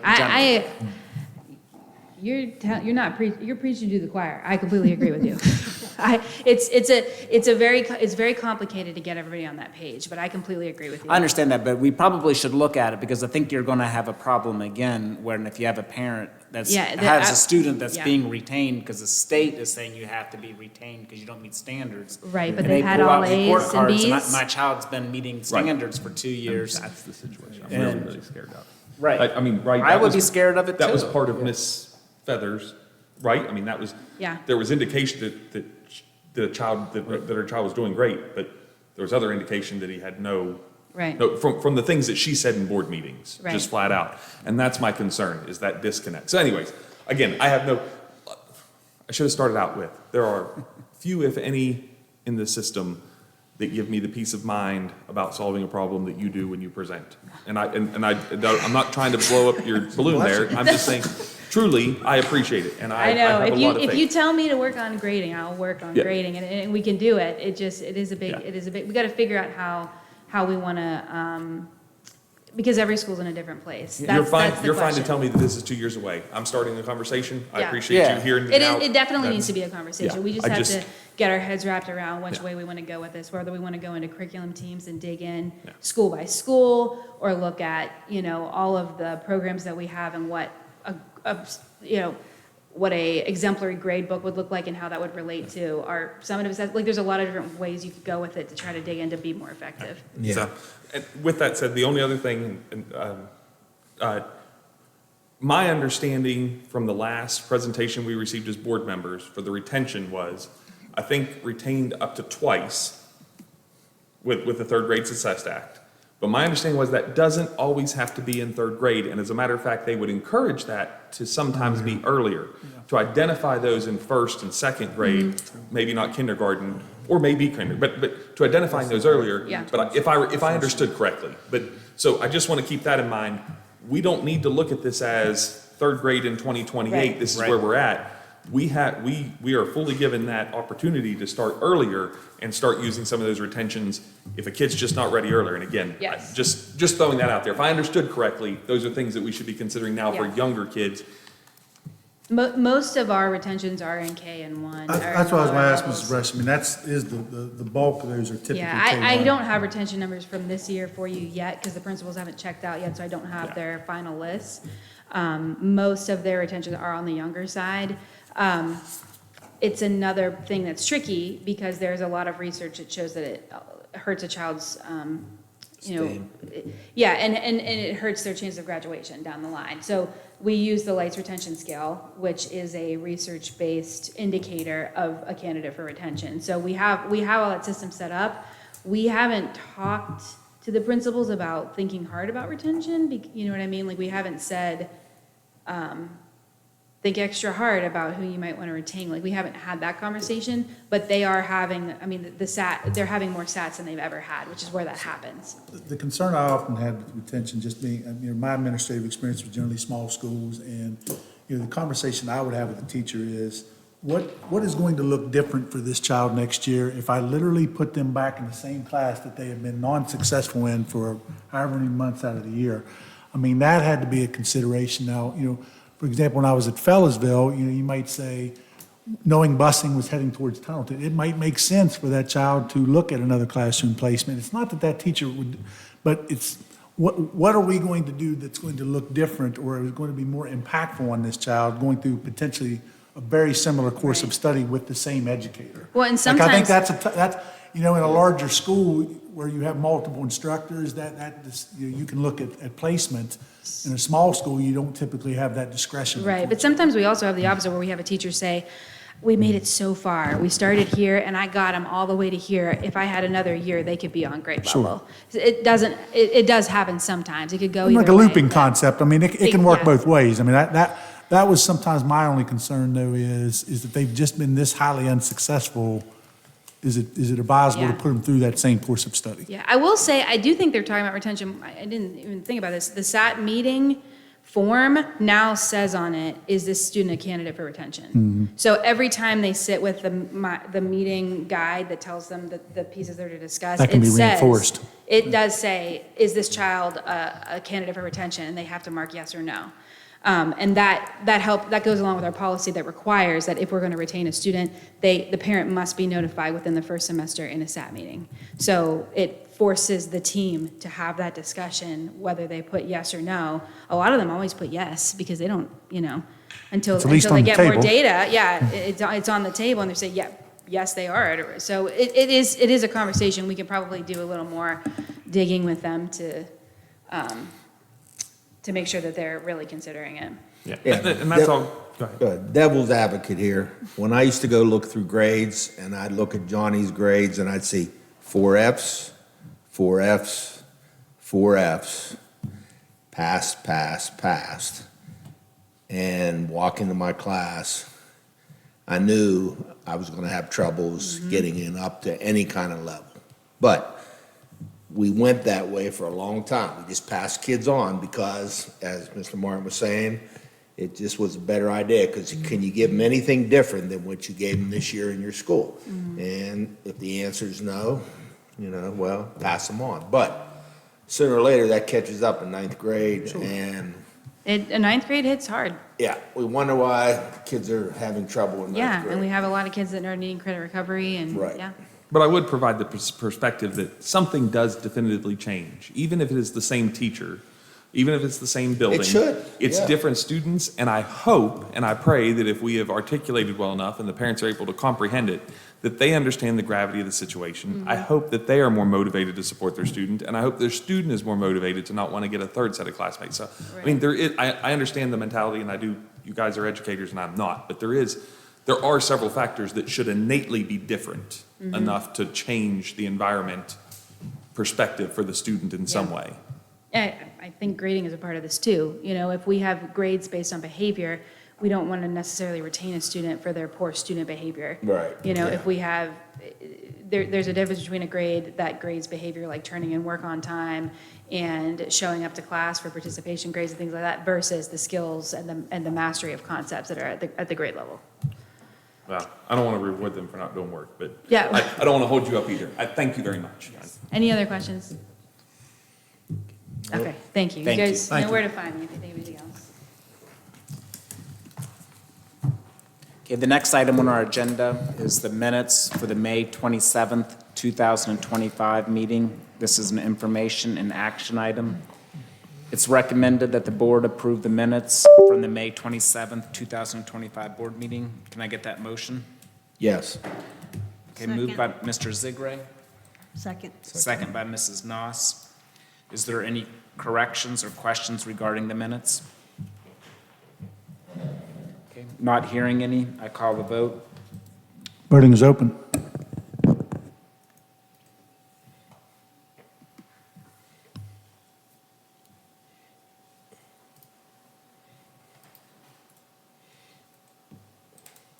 Motion passes 5-0. Okay, the next item on the agenda is an executive session to discuss employee and legal matters. May I get that motion? So move. Okay, moved by Mr. Kisner, Second. second by Mr. Hovatter. Is there any discussion regarding the motion for an executive session? Okay, not hearing any. It's been moved and seconded. I'll call the vote. I don't have it in the motion, Mr. Tatum. We'll have to do a voice vote on this. Okay, we'll start with Mr. Hovatter as a voice vote. Yes. Yes. Yes. Yes. Yes. Motion passes at 7:29. Okay, Mrs. Varner, can you turn off or put that on hold, I guess, or? So moved. Second. Moved by Mrs. Noss and seconded by Mr. Zigray. There's a motion to return to open session. Is there any discussion? Okay, not hearing any. We'll do a voice vote, starting with Mrs. Noss. Yes. Yes. Yes. Yes. Yes.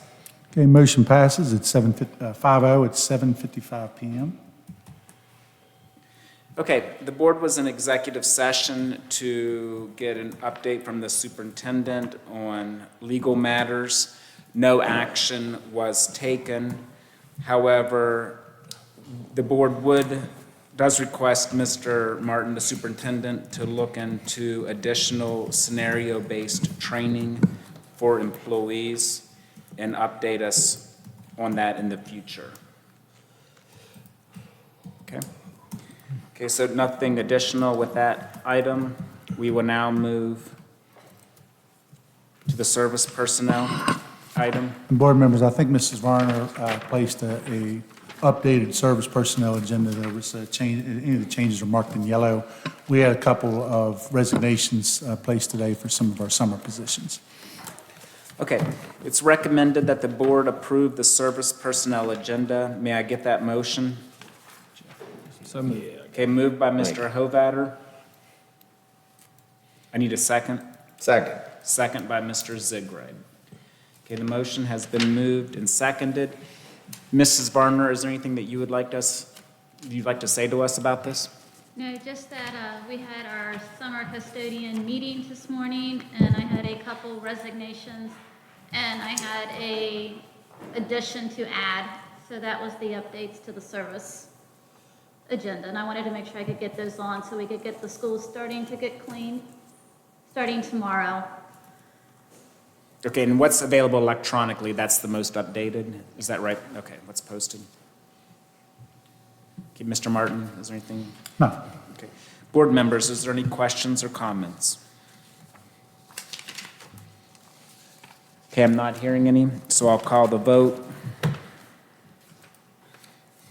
Voting is open.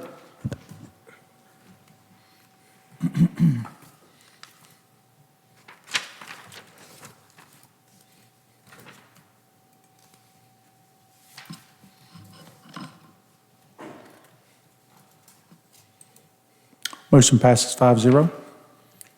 Okay, thank you. The next item on the agenda is the professional personnel. This is an action item. It's recommended. Yeah, she's brought to my concern. It's recommended that the board approve the professional agenda. What I've recommended, Mrs. Noss does have a conflict of interest. I've advised that we'll get a motion to first start the discussion, and then we'll separate out her conflict. And then she can leave when we discuss the conflict. Is that agreeable, or is that She you can't be in the room when the motion is even made or not made for the agenda that she has a conflict of interest, by my understanding. How would we separate out her conflict? She doesn't have a conflict with the entire agenda. She has a conflict with one position. So- How would we have an amendment to the proposal if we can't start the process first? I'd say we need to amend the agenda, the agenda before we do anything else. Amend the motion. Amend, Yeah, we need to I move Okay. that we amend the agenda by removing the first grade teacher position at Terrata EP into its own item.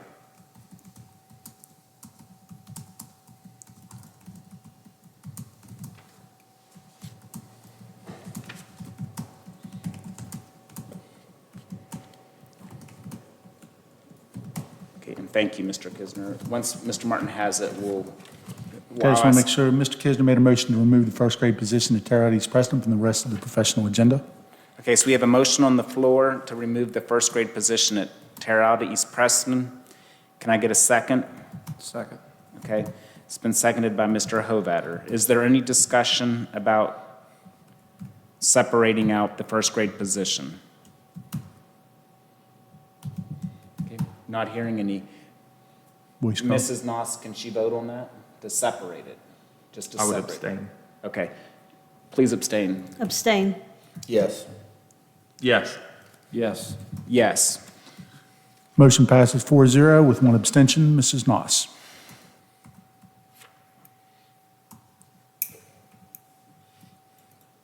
Okay, so we're going to take the professional agenda without the removal. So we'll do everything except for the first grade position. Okay. Okay, So in other words, I move that we approve the professional agenda as it now stands. okay.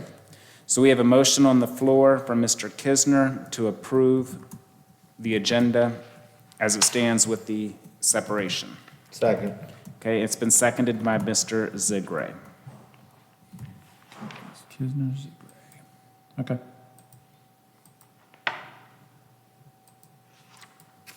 Okay, Mrs. Varner, is there anything that you would like? To For tell the us? next agenda, we will have the position for West Preston principal on here, as well as the ALC athletic director position, because we will be doing interviews this week Yes. for both of those positions. Have we changed any requirements for the athletic director? Yes. What we put on there is that it is administrator preferred, but not required.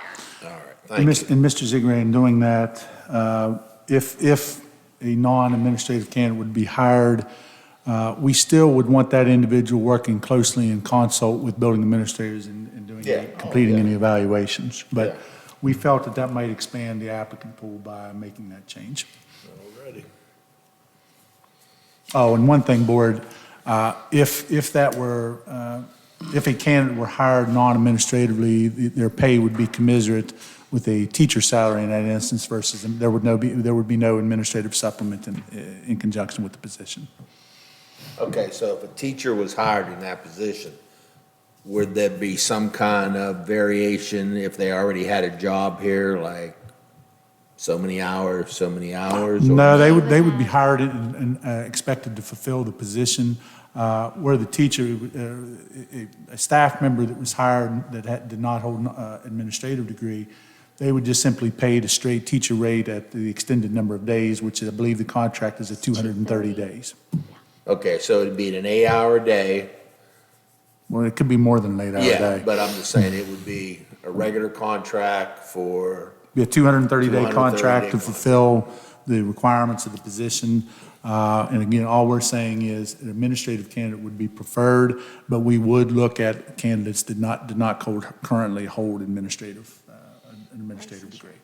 okay, so if an administrator candidate wasn't found, if it was a teacher, then we're gonna change what we're gonna do with the alternative school as far as another administrator down there? No, I think this person could still work in support of that. They just could not evaluate, they could not directly evaluate staff. All right. So I'm sorry, just trying to follow that. Did the job posting for the half ALC principal, half athletic director change from the previous posting? Yes. In its requirements only, or in The its- only thing that was changed is that we would consider that an administrative degree was preferred for the position, but not required. And we made that change because we didn't have candidates while we were requiring it to be, or like, what was deemed? to We be- felt that it would expand the potential applicant pool, because we did not have a large number of applicants in the first posting. Okay, so we posted it, did not have enough applicants. Now we've changed the requirements for taking position.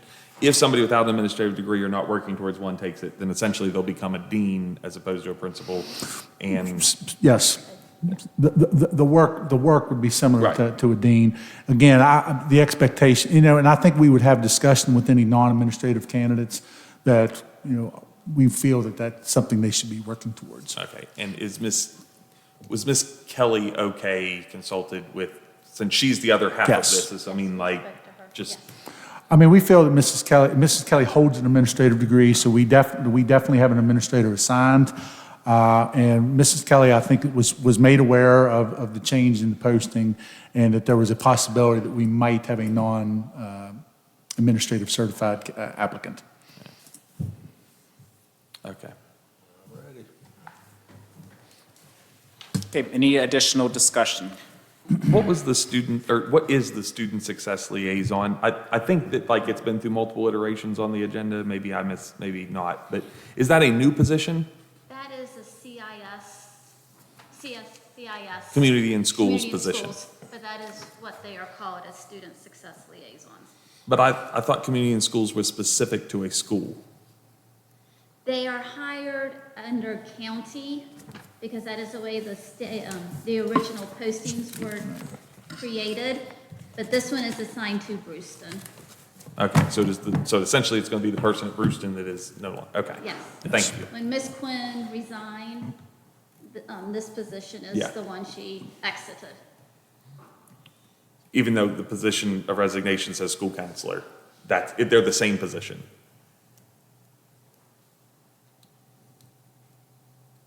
Ms. Brooke was a CIS. Not Miss McQuinn. Okay. Yes. Okay. Thank you. Okay, so we all good? Yep. Okay.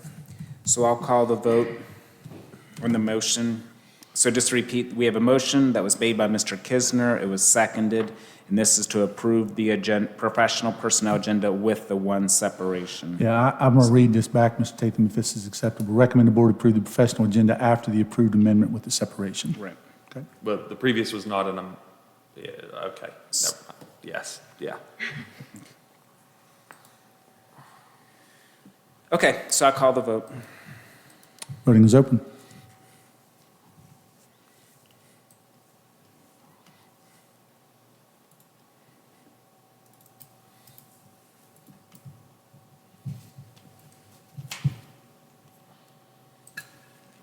Motion passes 5-0. Okay. Mrs. Okay, I'm going to recuse myself. Okay. Do we need to state why you're recusing herself? Mrs. Noss, can you just, for the public understands, please just state why you're recusing yourself? I'm going to recuse myself from the vote on the chair out of first grade, because that's my daughter that has been offered that position. Okay.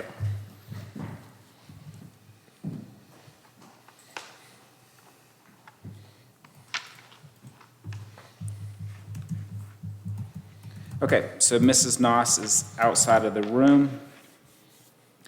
Can we get a motion to, I move we approve the position for the first grade teacher at Terra Alta. Second.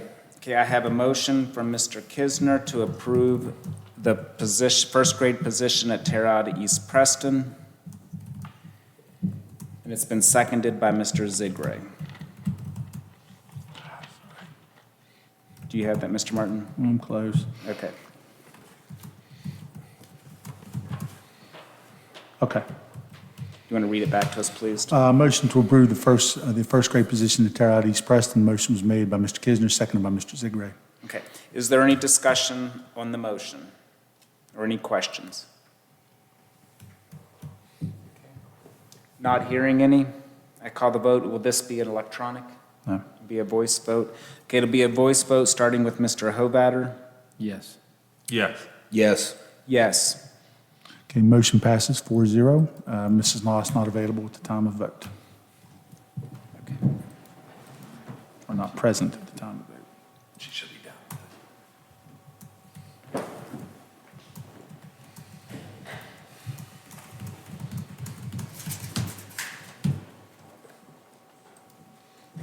Let the record note, she took her phone, she didn't trust Mr. Zigray. Thank you, everyone. Okay, next on the agenda is the MOU between Preston County Schools and WVU Extension Service. This is a discussion, information, and action item. It is recommended that the board approve the MOU between Preston County Schools and WVU Extension Service for 2025-26 academic year. May I get that motion, please? So moved. Okay, moved by Mr. Kisner, Second. second by Mrs. Noss. Mr. Tatham, I just wanted to, the MOU has been included for the board's review. Mr. Hartley from WVU Extension is in attendance tonight. If the board would have any questions they would like to ask Mr. Hartley while he's present. I know that Mr. Hartley, myself, Mrs. Kerstetter, Mrs. Varner, and Mrs. C met back probably mid to early May to discuss provisions of the MOU. A few things, obviously, was the identification of some specific program offerings that would be made available. We have made plans for Mr. Hartley and Mrs. C to present at either the Administrators Academy or the August Principals Meeting to again reiterate services that can be provided to the schools in an effort to, we certainly would like as much programming offerings through the Extension Service for the benefit of our students. So. Okay. Is there any questions from board members? I appreciate the programs you have on here that could be very helpful to our students. Do we have any kind of report of how many offerings that each school has chosen to participate in, has chosen to take advantage of? Mr. Kisner, I don't have a breakdown of that from this fiscal year. However, I mean, Mr. Hartley, do you keep metrics in terms of? The presentation I provided to you, if you look back to that, I think we tagged the schools that are associated with that for the most part. I don't have a specific breakdown of that necessarily, but you know, that would be the clearest path to it. Okay. And then secondarily, I would continue to encourage that we work with them on the vaping program opportunity and getting that implemented into our plans for students that we have hearings regarding vaping. And those students that we don't have hearings for that only have discipline from the school level. And Mr. Hartley, I just want to reiterate with this program, the vaping program is by design is that you all would be working to train peers who would be working with students. Am I correct in that? The program is designed to train peers to teach this to either younger grades, so high school teach middle school teach elementary. It is not a punitive program, I will say that, based off of after our last visit, I did check into that. They recommend not to be a punitive program and be an education across the board. Any additional questions? Mrs. Noss, any questions? Mr. Hovatter? Okay. Okay, not hearing any. The motion was made by Mr. Kisner and seconded by Mrs. Noss. So I'll call the vote. Voting is open.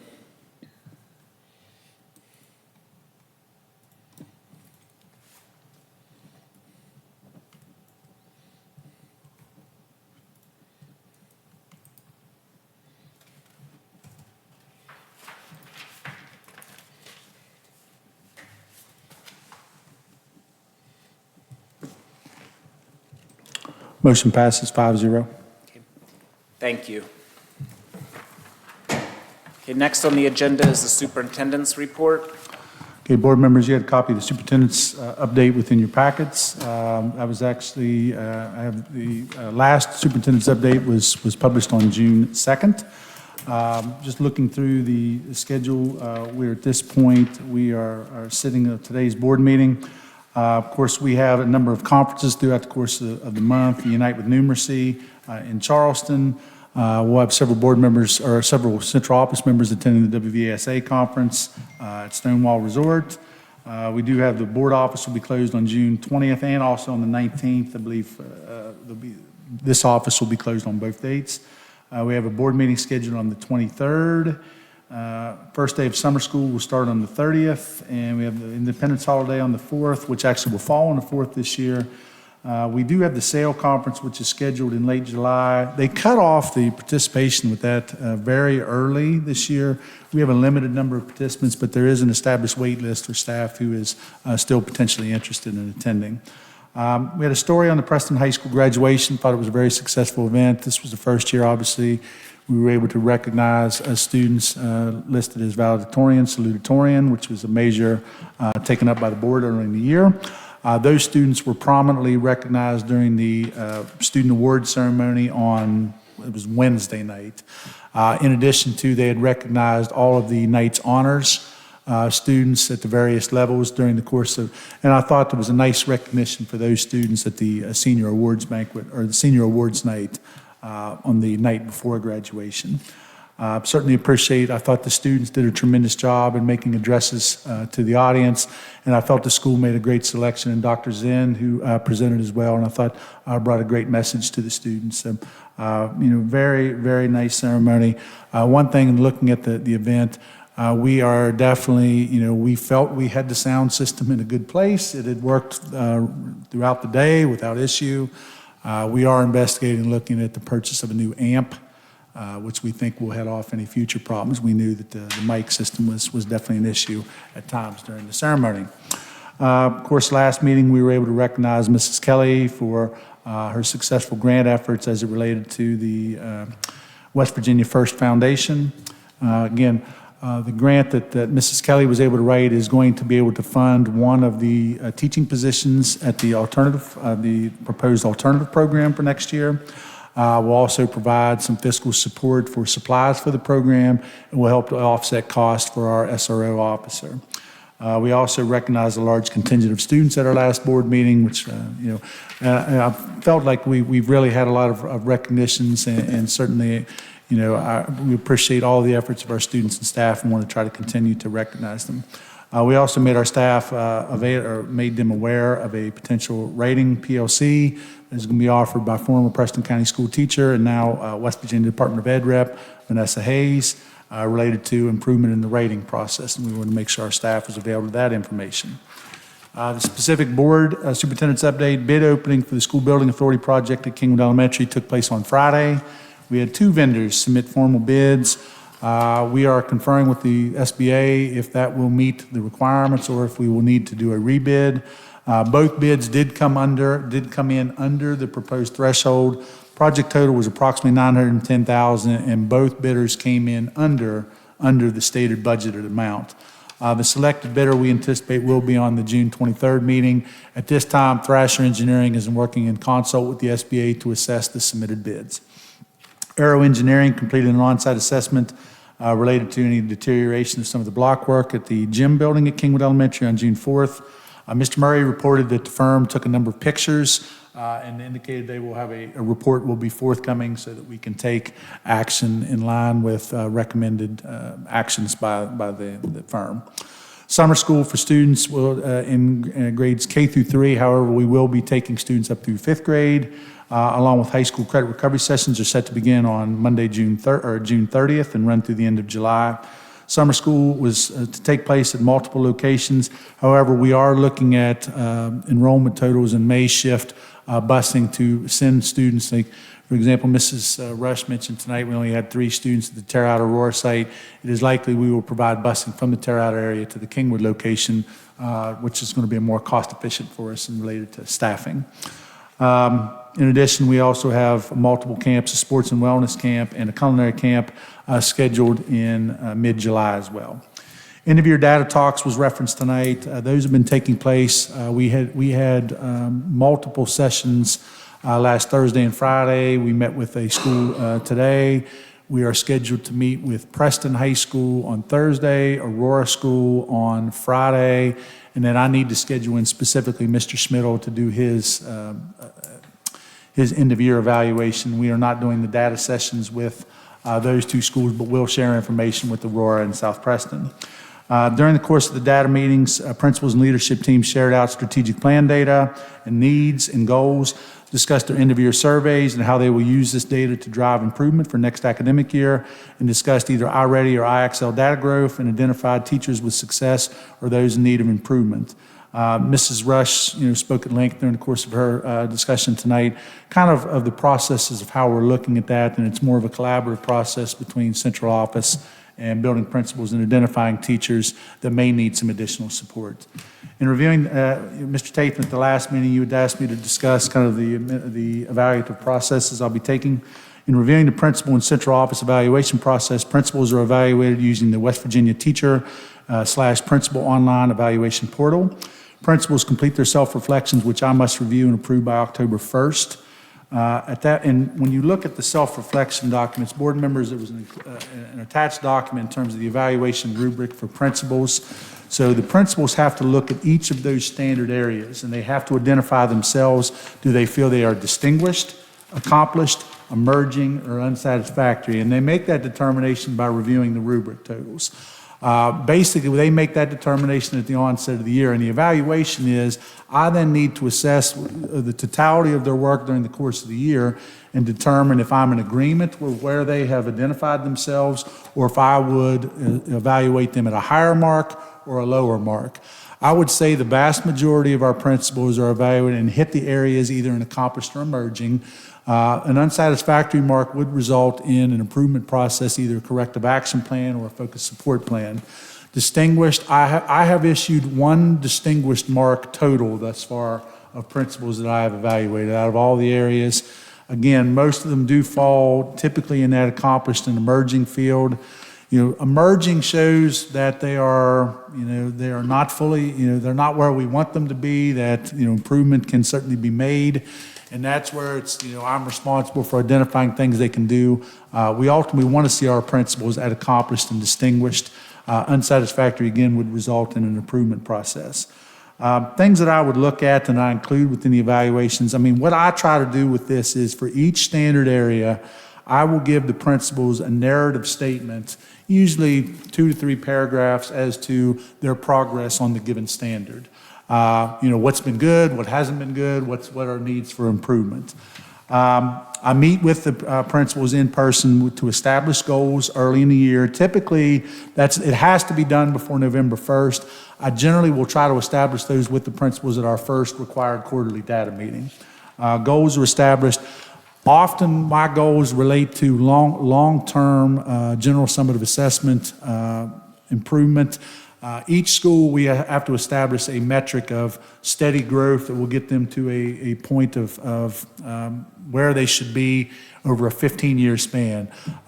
Generally, the improvement metric range is somewhere from improvement anywhere from 2 to 3% is pretty well on average. So those goals have to be assessed. They are one of the 11 standards that has to be assessed. We also have professional conduct. Mr. Warner, that's getting ready to turn off. And then 10 other metrics that have to be assessed that are included within your packets. When I'm assessing principals, things I would include, data that I'm pulling to complete their evaluations, I will obviously look at metrics I frequently use are iReady scores, general summative assessment scores, but we also look at improvement metrics there. How many grade levels improved, what is their overall improvement rate in terms of proficiency, things of that nature. We also assess classroom walkthrough submissions. We track those programs through the We Climb program. The stated goal for principals was to have 2 walkthroughs for every term for every teacher. Some of our principals were very close to that metric. Some were not, and that's obviously where they would be marked down. Generally in Standard 3 and Standard 5 is where I would mark principals down for lack of effort as it relates to walkthroughs, or if there are issues, for example, in the required, where I have a much greater, I am concerned when they're not getting the sufficient number of walkthroughs. I have greater concerns if they are not adhering to the requirements of code as it relates to teacher evaluation. An initial level teacher is required to be observed 4 times per year. Intermediate is twice. And then, those are the minimum requirements. So I assess, are those done? Do they have all their evaluations done? And, you like to go in as well, and you don't want them just clicking on each of the standard areas. They should be providing feedback within those evaluations as well, because, again, my evaluations, I know, Mrs. Varner does Mr. Martin at Central Preston, because I can't evaluate him based on the familial being brother. But I know Mrs. Varner, like those take substantial times in doing those evaluations. I mean, if to do it right and to provide feedback, you're spending quite a bit of time involved. Some other things that are assessed, we look at the review of end-of-year needs assessment. I look at the survey data. If there are things that are telling, that play out within the survey data, that's certainly things we look at. And that is, that is data that's coming from our students, from our staff members, and from our parents. We also look at review of the teacher evaluation system, review of data, the information brought forth in the quarterly data meetings, assessment of reported incidents from parents. I mean, I'll go back through my phone logs and emails and issues that maybe haven't been dealt with effectively. I mean, I take that into consideration, that are we handling matters? I mean, one of the matters talks about, are you getting consistent resolution of issues? And that needs to be assessed as well. Review of facility assessment reports, things that have come in from the fire marshal, from the Board of Risk, specific cleanliness walkthroughs that we've completed internally. Those are things that are assessed. In terms of county walkthrough forms, school level financial audit data, we look at that in terms of compliance and a review of strategic plan that have been inputted within the GPS system. I mean, that's a lot of different metrics. I mean, generally I'm using my dual screen. I've got a lot of different programs open because I'm pulling lots of pieces of information and putting together their evaluations. So at the conclusion of the year, generally I meet with the principals anywhere from 45 minutes to an hour, going through their 11 professional standards, rating them either as distinguished, accomplished, emerging, or unsatisfactory in line with the submitted rubrics. Any unsatisfactory ratings, as we said earlier, would result in a focus support plan or a corrective action plan. I do anticipate the development of at least one focus support plan for one of our current administrators. I would say that also in the fact that we have multiple administrators that are not going to be returning to the building, obviously I'm not going to put together a formal plan for someone that I know is ultimately leaving the district. I could, and that plan could follow with them, depending upon the circumstances, that could be considered. I don't want to discuss that because that would be talking about specific administrators within the county. In a nutshell, Mr. Tatham, I would say in looking at evaluation of principals next year, I've generally assigned Mrs. Varner to Mr. Martin at Central Preston, which that'll have to continue, but we are really looking at greater involvement, at least on some of the standards that relate to curricular matters, involvement of Mrs. Rush, involvement of Mrs. Layton, likely involvement of Mrs. Ofchek, and involvement of Mrs. Varner, that will work in consult with me in completing evaluations. This was a model Mr. Watching employed. And quite frankly, we have people that with strengths in curriculum, far better curriculum minds than me, and I need to lean more upon those people through these processes.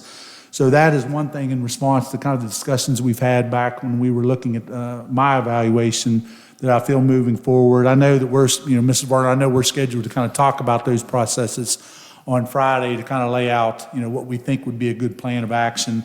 We'll likely assign some of the directors based upon if they are specifically working with certain schools and some of the professional, we're looking to revamp some things we're doing with our professional learning communities in each of our schools.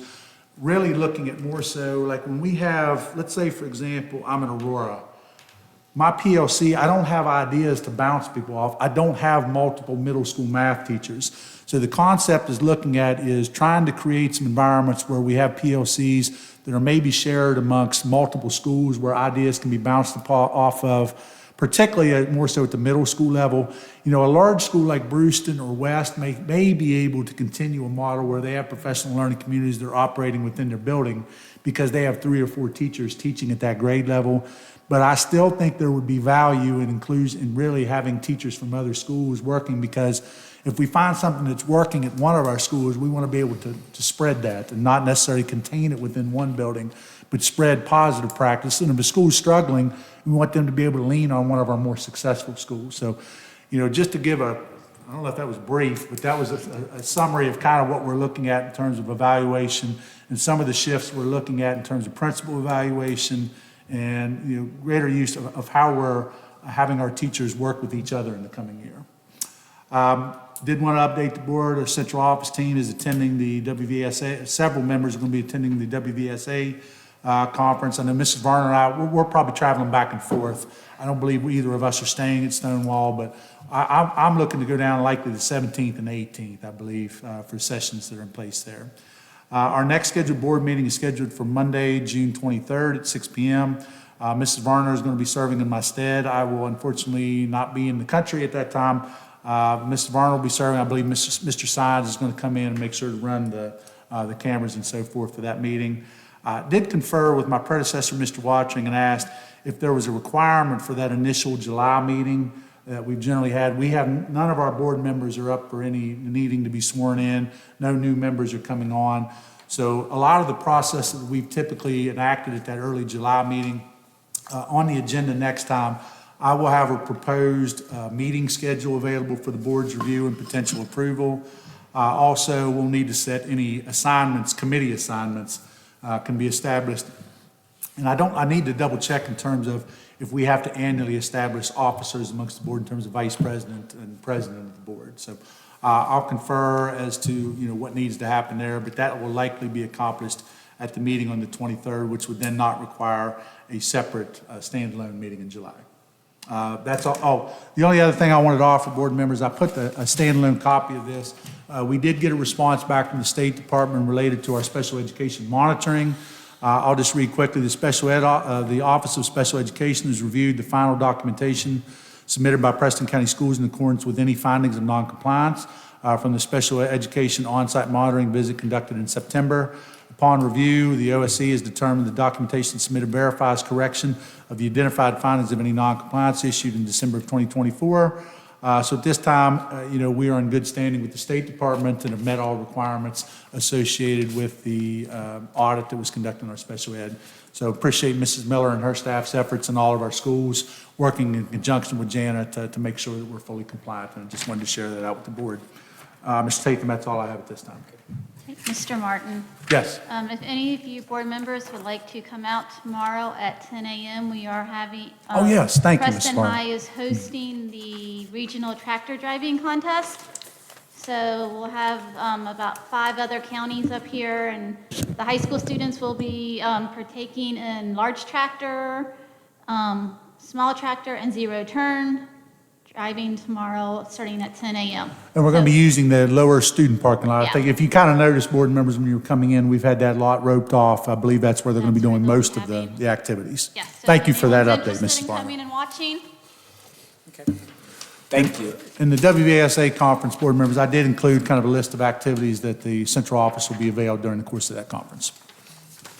Okay, are there any questions of board members of Mr. Martin or comments?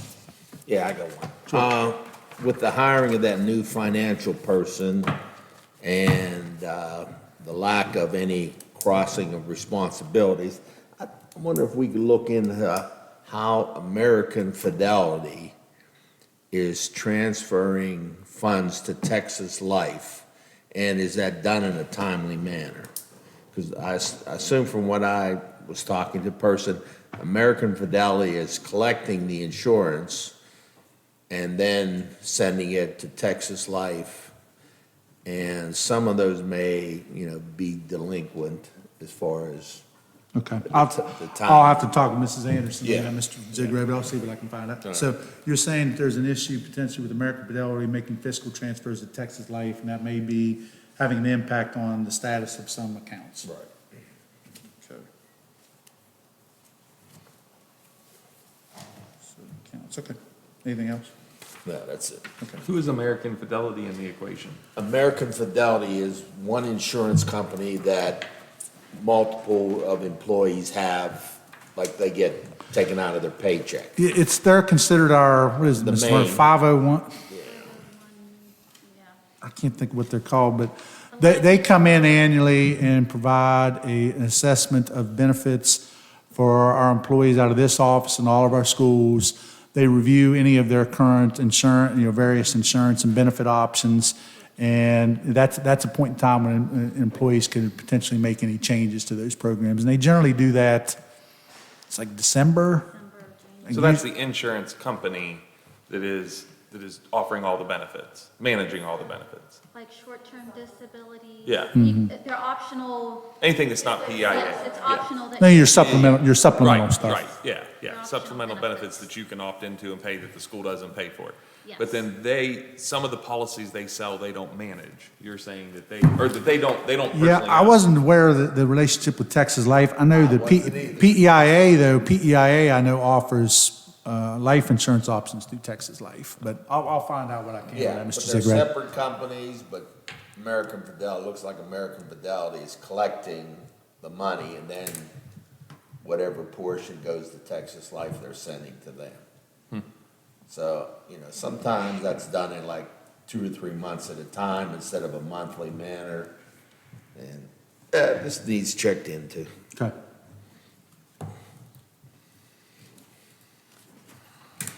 Mr. Martin, I just want to say thank you for giving us the update on the evaluation process for principals in central office. Once that's completed in October, can you just update the board in very general terms? I mean, just for the public, the board does not receive copies of individual evaluations. That's all handled by the superintendent and assistant superintendent staff. But if you can update the board that it's been completed, and if there's any, say, unsatisfactories, not by name, but just general terms, if anybody's put on a corrective action plan, again, in general terms. And I should have noted the central office process. The central office operate on what's called a professional growth and development plan. So again, it's establishment of goals, and then those goals need to be assessed at the onset of the year. Generally, those goals are, again, they have to be developed prior to November 1st, and they have to be assessed in advance of June 30th. I mean, right now I have about 5 central office appointments to complete. I have 2 of them scheduled tomorrow. I got Mrs. Miller on Monday. I got Mrs. Layton on Tuesday, and I just still need to schedule in Mr. Sines at some point. Paul's around a lot, so I can get his time.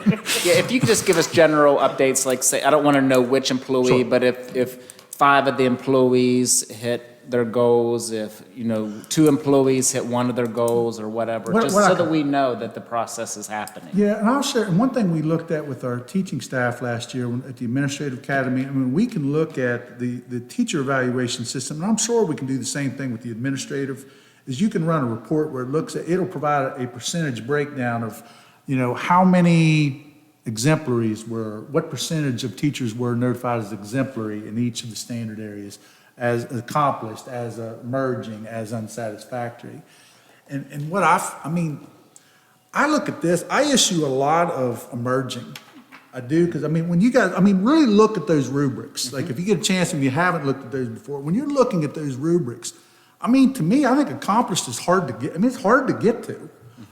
So, I don't know that it's shameful to have emerging issued. That's what we need to be working on. Unsatisfactory is what it is. It's unsatisfactory, and someone's distinguished. That is awesome. Keep doing it. That's where we look at that. But I think you really do have to dive into the rubrics and look at to truly achieve this. I don't think you can't rubber stamp those for sure. Yes, if you can give us general updates Sure. on that, and likewise, if the same process is done by the principals of teachers, just general of saying this is how our principals have evaluated our teachers. I think we would be able to pull reporting metrics And really easily. I think so. the board members would appreciate seeing that, and I think more importantly, the public would like to know how that process is done and where we think that we all stand, because Sure. as we all know, there's always room for improvement. Absolutely. Okay. I'd like to see standard 7 and 9, you looking at the data as the teachers as an example, to give feedback to the principal, right? Because if the principal's giving out accomplished on 7 and 9, and where our performance is at. I found 9 is the one that I am the hardest on. Like I issue more emerging than I do accomplished on 9. Yeah, truth my be concern is told. they're, again. 9's them- tough. Them having a feeling on their school, right? If they're giving out accomplished and distinguished on 7 and 9, where our current performance is at. So I think you look at GSA data, and Yeah. if you're not where you need to be, Yeah. which I don't know that collectively any of our schools are exactly where they want to be right now.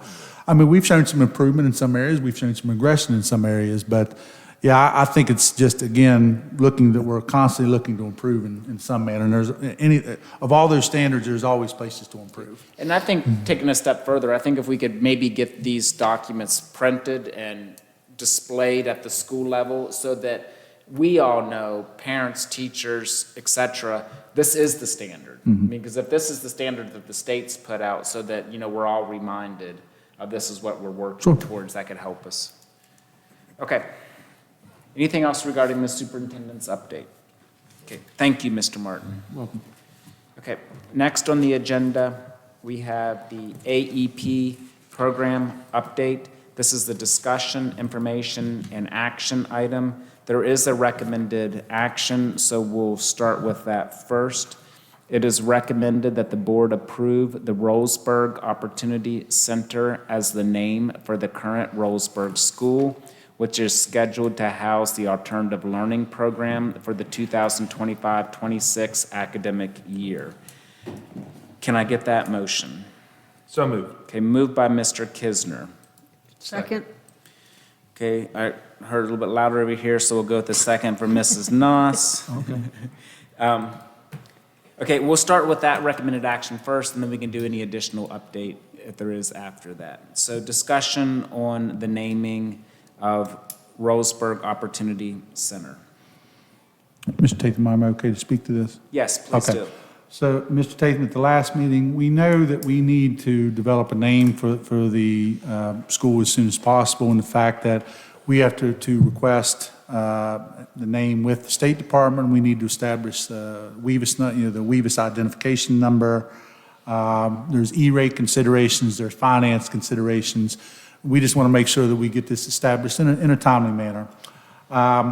In doing that, I know there was discussion last time, would the board need to interject into the situation? In pulling the policy, there is reference policy 4-8, naming of facilities, which states that the board reserves the right to make the decision as the official name of all facilities. So, of course, then that's why we set this as an action item for the board's consideration. I put a recommendation forth. Certainly it's the board's prerogative if they would choose to approve this, or if they want to make other suggestions. That is, as per the policy, the board reserves that right.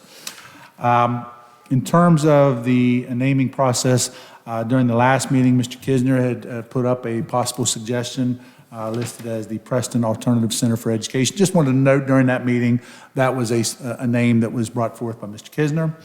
I did, after multiple discussions with the alternative committee, they had discussed options and had suggested either the Roseburg Opportunity Center or the Roseburg Opportunity Center for Kids.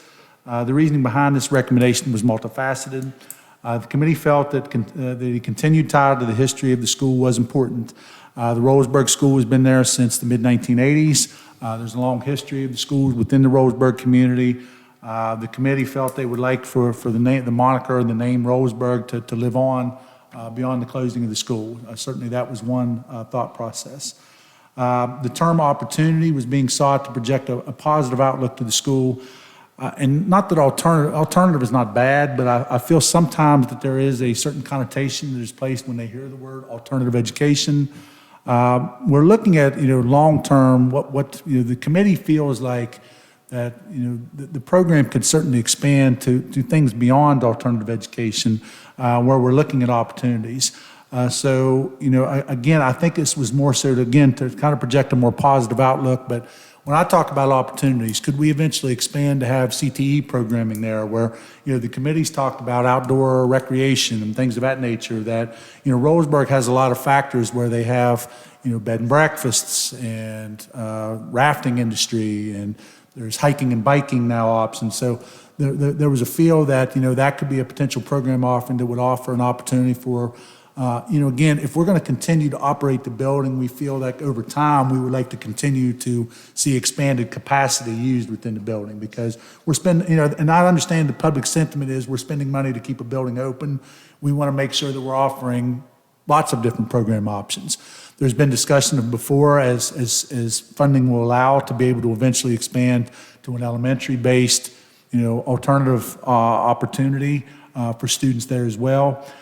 So again, the sentiment is, there are lots of other, program offerings that could eventually develop. So, again, opportunity versus alternative, there was just a strong feeling that opportunity was desired by the committee. The committee, obviously, when looking at this, the committee came to a consensus of recommending for the board's consideration the Roseburg Opportunity Center. The name, the acronym ROC, of course, ROC. And one discussion point that I had with Mr. Martin, who's the teacher over there, was with his discussions that they saw that his program was really a foundational piece to their education, much like a rock. And, they just like that comparison. So I just wanted to tie that there was some thought process to the development of the proposed name. And I just wanted to make sure that you all as board members were, kind of updated as to where the committee's discussion was, with the potential naming rights for the facility. But at this time, the recommendation is made, and Mr. Tatham, again, you can open up to any further discussion. Discussion from board members. Just the comment that rock ROC is actually a mythical bird Oh. in Middle Eastern mythology. So you do have a school mascot. Could if be a you would like. mascot. I'll write that down, Mr. Kisner, mythical bird. Does anybody have any problems or reservations with this name?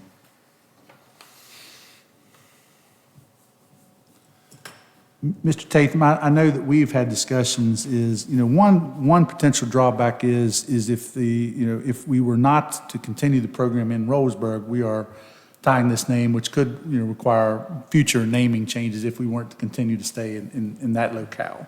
But, again, I feel like I want to have a positive outlook on this. I think that the Roseburg building is a very solid building and could benefit, initially alternative students, but, I'm hopeful that we can, continue to, provide greater benefit to a larger assortment of students over time.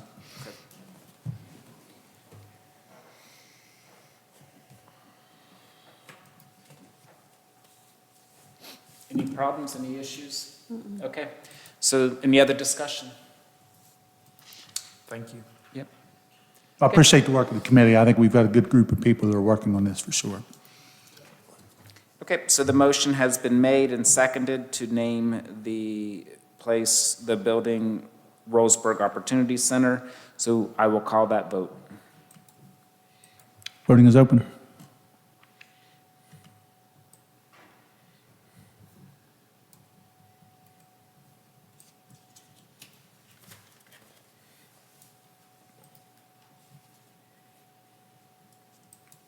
Motion passes 5-0.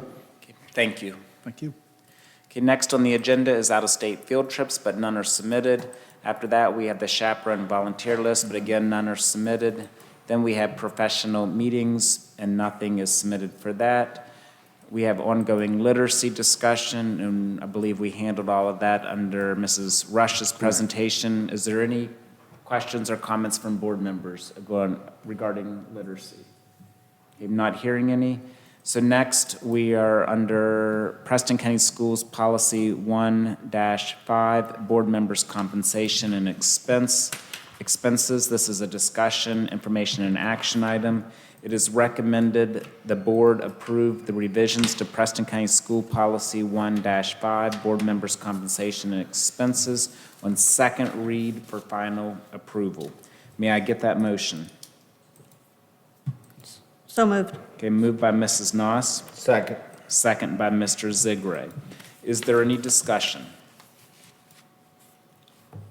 Mr. Tatham, I would just reiterate that, again, the policy changes are in line with legislative change that was paid, House Bill 2515, which again sets the rate for board members. This is, again, just trying to align with the legislation that was recently passed.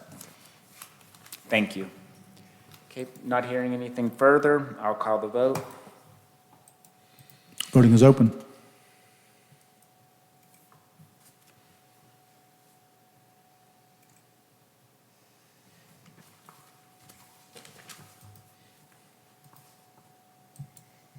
Motion passes 5-0. Thank you. Next, we have Preston County Schools Policy 1-6, Orientation and Training of Board Members. This is a discussion, information, and action item. It's recommended that the board approve the revisions to Preston County Schools Policy 1-6, Orientation and Training of Board Members on second read for final approval. May I get that motion? I'll make that motion. Okay, moved by Mr. Zigray, Second. seconded by Mr. Kisner. Is there any discussion or comments? Again, this is just in line with the legislation. I believe it's an adjustment in the total number of hours. There's an increase from 7 to 12 clock hours that will be required by board members, and expansion of some of the training requirements in terms of the scope of some of those training requirements. And again, just crafting so our policy aligns with the wording of the legislation. Okay, thank you. Not hearing any further discussion, I call the vote. Voting is open.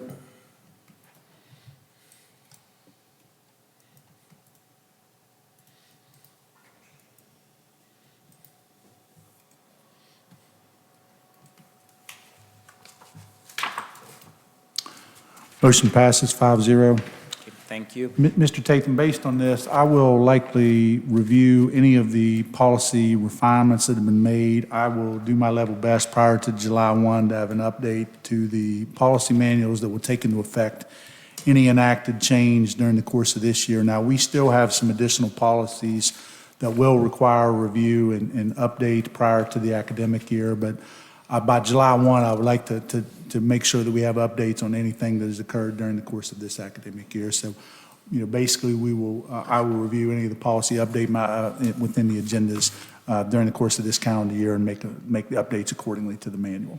And then repost it to the website? Yes. Okay. Mr. Martin, have you, just on that subject, have you reviewed our cell phone policy, or do you? That's believe one that we're going to be bringing to you. Okay.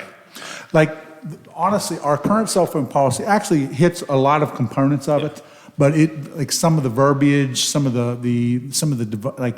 there's some antiquated terminology used there that needs to be updated, but there are a lot of elements of our current policy that are compliant. Yeah, I knew I hadn't confirmed personally whether we were in complete compliance. I just was curious if you would look. No, we definitely need, that needs update, and then also policies related to any of the legislation related to the exclusion of students based on behavior, both at the elementary and secondary levels. We need to update our policies accordingly. Yeah. That was, Ms. Varner, I know when we sat through the bowl session, those were, kind of the big ticket items that we needed to make immediate adjustment to. So that will be a future agenda Yes. item? Okay. Yeah. And then the other thing I'd say on the side of that is, in your preparation for your next, I know you're already thinking about next school year, right? But just that cell phone policy now has more the effect of law than just being our Correct. policy. Okay. So let's just make that a future agenda item so that we can. It'll be on the Yeah, agenda. he's gonna have it. Okay. Yeah. Then that way We've can got to get it on communicate. there. so. Okay. All right, next, we're under finance. We have contract review, but there's nothing for that one for 8,200. So next, we have the levy check report from May 27th, 2025. This is an information item. It's available for the public. Is there any comments or discussions? Okay, not hearing any. We are now at the schedule of checks. This is an action item. It's recommended that the board approve the schedule of checks to be written. May I get that motion? So moved. Okay, moved by Mr. Kisner, Second. second by Mrs. Noss. Okay, is there any questions or discussion? So the item that I see for West Virginia Academy for 14,000, that's part of what we talked about last time, students that are transferring out that we are giving, that have transferred. It's that we get an adjusted total that we either, typically we have to pay more. Yeah, that's what I'm saying. That check is paying what we talked about with students That's going correct. out, where we're giving our prorated amount. Yes.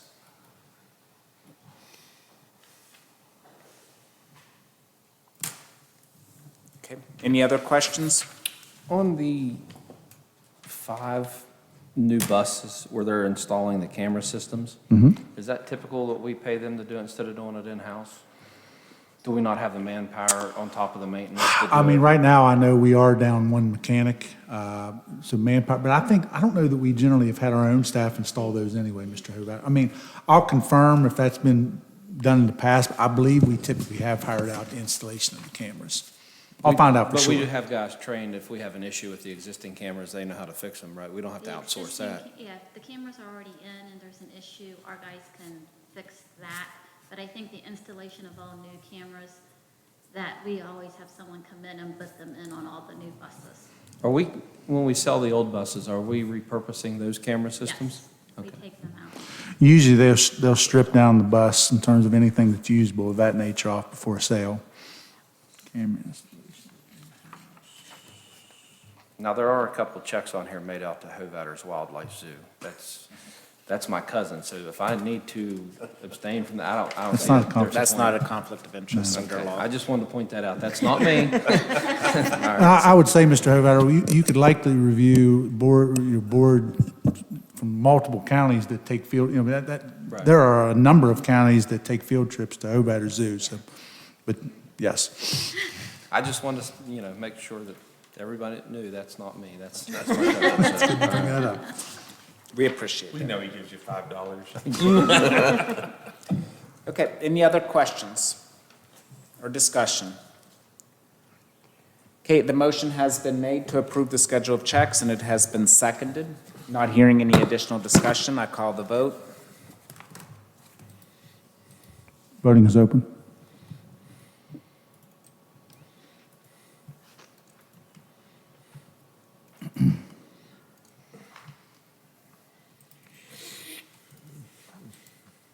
Motion passes 5-0. Okay, next on the agenda is Budget Journal Entry 156. This is an action item. It's recommended that the board approve Budget Journal Entry 156, and this is a farm-to-school grant. May I get that motion, please?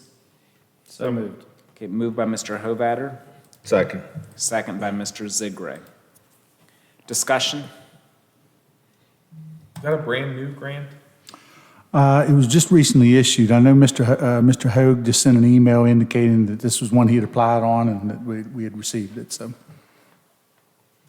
Thank you to him for getting that. yeah. Any further discussion?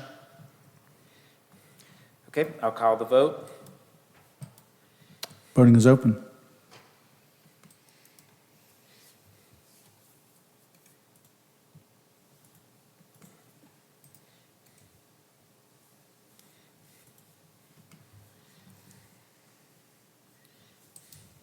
Motion passes 5-0.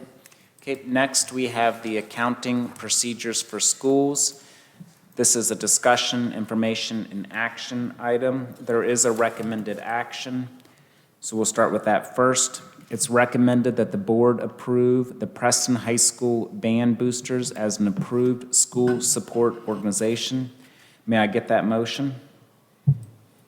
So moved. Okay, moved by Mr. Kisner, Second. second by Mr. Hovatter. Is there discussion regarding the motion to approve Preston High School Band Boosters? I just have one item. It's not, I don't think it has any bearing on whether we approve them or not, but looking through the paperwork, the same person is listed as the treasurer and the secretary, and I went back and reviewed policy 1224.1, and it says you have to have 4 people, a president, a vice president, a secretary, and a treasurer. So, Mr. Tatum, if that's the case, we may want to postpone the vote on this. I'm sure with the organization moving into the next fiscal year, we could apply for their status for the 25-26 school year. I could reach out and indicate to the leadership that they will need to establish a 4th member of the team if that's desired. from my reading of it, it was section 2.2-2. It says you have to have 4 officers, and it specifically lists those 4. Okay. But it said they have to be separate people? It says you have to have 4 officers, president, vice president, treasurer, and secretary. To me, that means that you have 4 officers. And currently, we have 3 officers, one of the officers doing 2 positions. Would be my interpretation of it. Yeah, so I don't know that. The only reason I was saying I don't know if it's something, first of all, we have to approve them annually. So we're approving them now in June of this year. We're Right. going to have to reapprove everybody. Correct. Starting July 1st. I'm personally fine with approving them for now, just because we probably have the same issue we could have this other issue with the ones. Sure. But they're going to have to be reapproved regardless. Okay. So it's something that. I can reach out and let them know that they need to seek out another potential officer. Yeah, I mean, but that's just but, I mean, it technically is not 100% compliant, but at least we're moving in that direction. I don't have a problem with even asking legal on that policy review. Sure. It doesn't matter to me. I'm just saying, like, it's another, I'm not saying I disagree with you. I just don't, without reading it explicitly. I also don't want, I don't want somebody to have to dissolve an organization because they can't get somebody else to run for an office, I guess is all I'm saying, if we wouldn't have to. I'm not saying that you're wrong on your interpretation. Those offices are often a dual role with a lot of organizations, but I see what you're saying too. But I'm with you, I'd consult legal maybe. Okay. See if there's a. Well, we'd like to schedule a Four people or four positions. Yeah, we'd like to schedule a consolidated meeting with potential leadership of our school support organizations in advance of the year. So, I mean, these are the type of things we just need to get clarified for that meeting. So I can seek out legal advice on that. Mr. Zigray, do you have an opinion on that? No, what Mr. Hobart said, it's hard to get people anymore to volunteer. And I mean, if there's any reason that, you know, they can have a dual secretary treasurer, hey, but check it out, call Mrs., whoever legal is down there Yep. now. The policy that you referenced was state, right? Yeah, state policy. Okay, that was what I thought. It's state school board policy. Yeah. So it's, I mean, they're, But this is to approve them for the past year that's already happened, correct? yeah. Okay. Yeah, this started before you joined the Right. board. I We're know just- that they've been going back and forth. Yeah, Yeah. and so it's a lot of just, you know, getting all the paperwork in order, and we're using it as a process to train as we go, so that we can get it perfected going forward, but not necessarily perfection right now. Definitely not. Okay. I mean, so again, me personally, I have no problem with approving it with the three listed, but I think it's just, I'm pointing it out so that we Good can. opinion is we're going to have to renew all these next, I understand what you're saying. And correct it as we move forward if it needs to be corrected. Okay. Or just come with a good explanation on why, if there's only three, if legal says there has to be four, like, why do they only have three? Is it that you can't find help because people don't volunteer? Yeah. I'm not even sure we'd have to consult legal. The auditor could give us a position Yeah. on it, right? Because this is all part of their finance part. So, I mean, they could just give us a position on, for moving forward. But I'm with Right. Mr. Tatham, I would not hold this up on that regard. Okay. Okay, so the motion at hand is recommending the approval of PHS band boosters. It's been moved and seconded. I'm not hearing any further discussion, so I call the vote. Voting is open.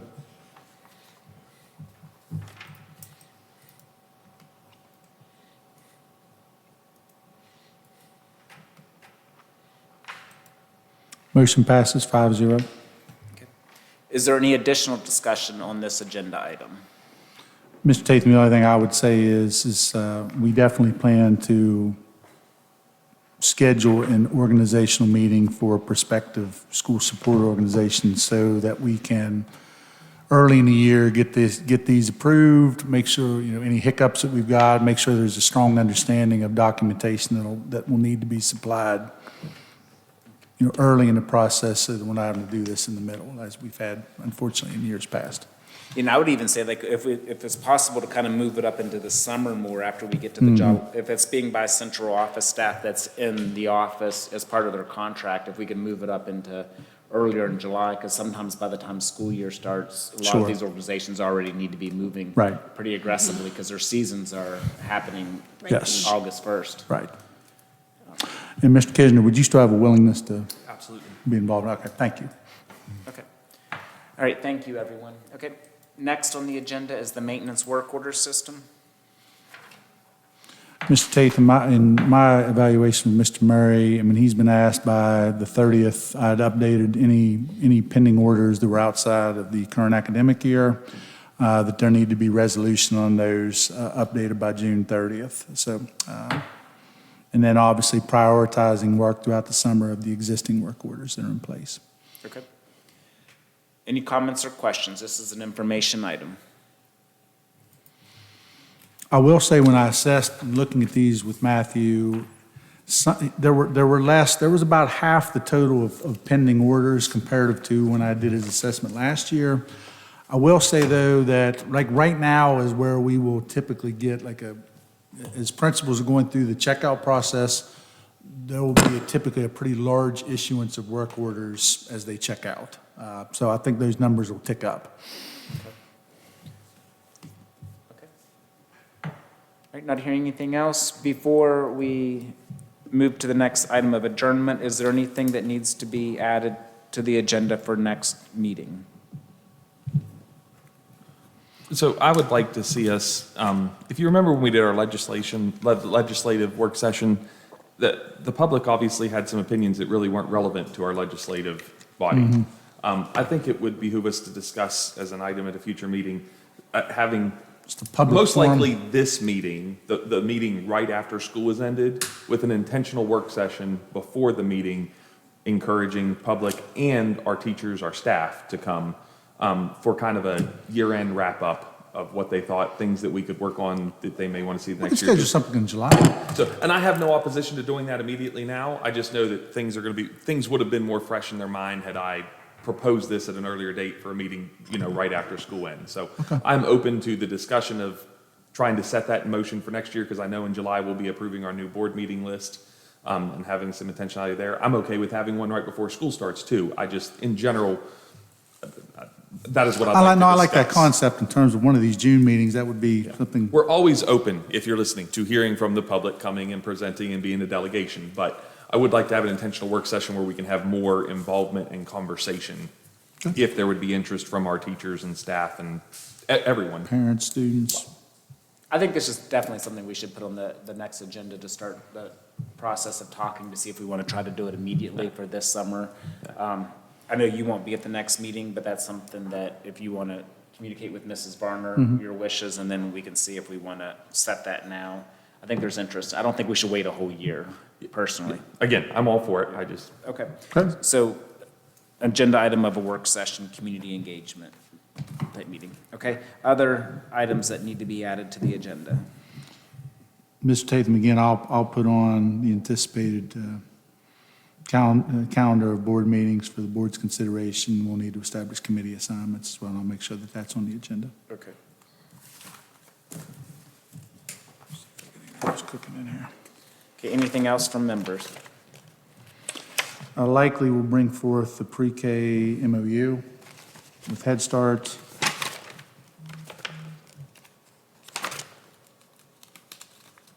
And likely the firm that will be recommended for the Kingwood Elementary project.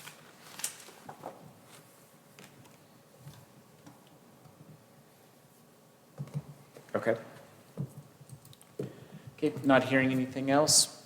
The only other thing I was going to say is, board members, I have reached out to our delegates and requested, if you understood Ms. Karstetter at the last meeting, the reason that we don't bill these new charter schools and things for the students that leave there that we have to pay is because if we did that, we'd have to charge other counties. That legislation needs fixed. I would encourage all of you to take the time to reach out to your delegates and encourage at least a separation distinguishing between the requirement of that process between public and private entities at the very least. I think that is part of our duty and obligation, is to advocate for policies that are in the best interest of the state and the county and our students. Okay. Now I'll be quiet. No, but I mean, if we are making a list, we will have a meeting with our elected delegates. Normally, we do that every 2 years. Is there any reason why we can't do that yearly? No, we can do it. I think we should do that yearly as we're doing the schedule for the coming year. I'll try to work in at least a anticipated date, but a lot of times it's when I can get those guys available. It's- Yeah. But if we could do like set a month or something like that. Yeah, I'll put a TBD with maybe a month reference. I mean, you've got to catch them this year. They'll go into session earlier this year because there was an election in the fall. So typically you want to do that like October, November, if they're going into session in January. Okay. Because it just gets so busy in December. We've done, I can remember when Mr. Watching was here, I think I remember doing a December meeting, but it's really hectic. Yeah, I think. We had a good turnout for the meeting this year, so hopefully we can replicate that level of turnout again. Okay. All right, anything else? Okay, I entertain a motion to adjourn. So moved. Okay, moved by Mr. Hovatter, Second. second by Mrs. Noss. Is there any discussion on the motion to adjourn? Not hearing any, it's been moved and seconded. I call the vote. Voting is open.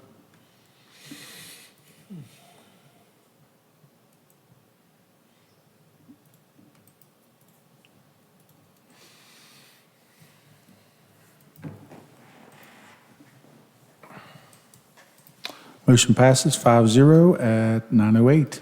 That was still short.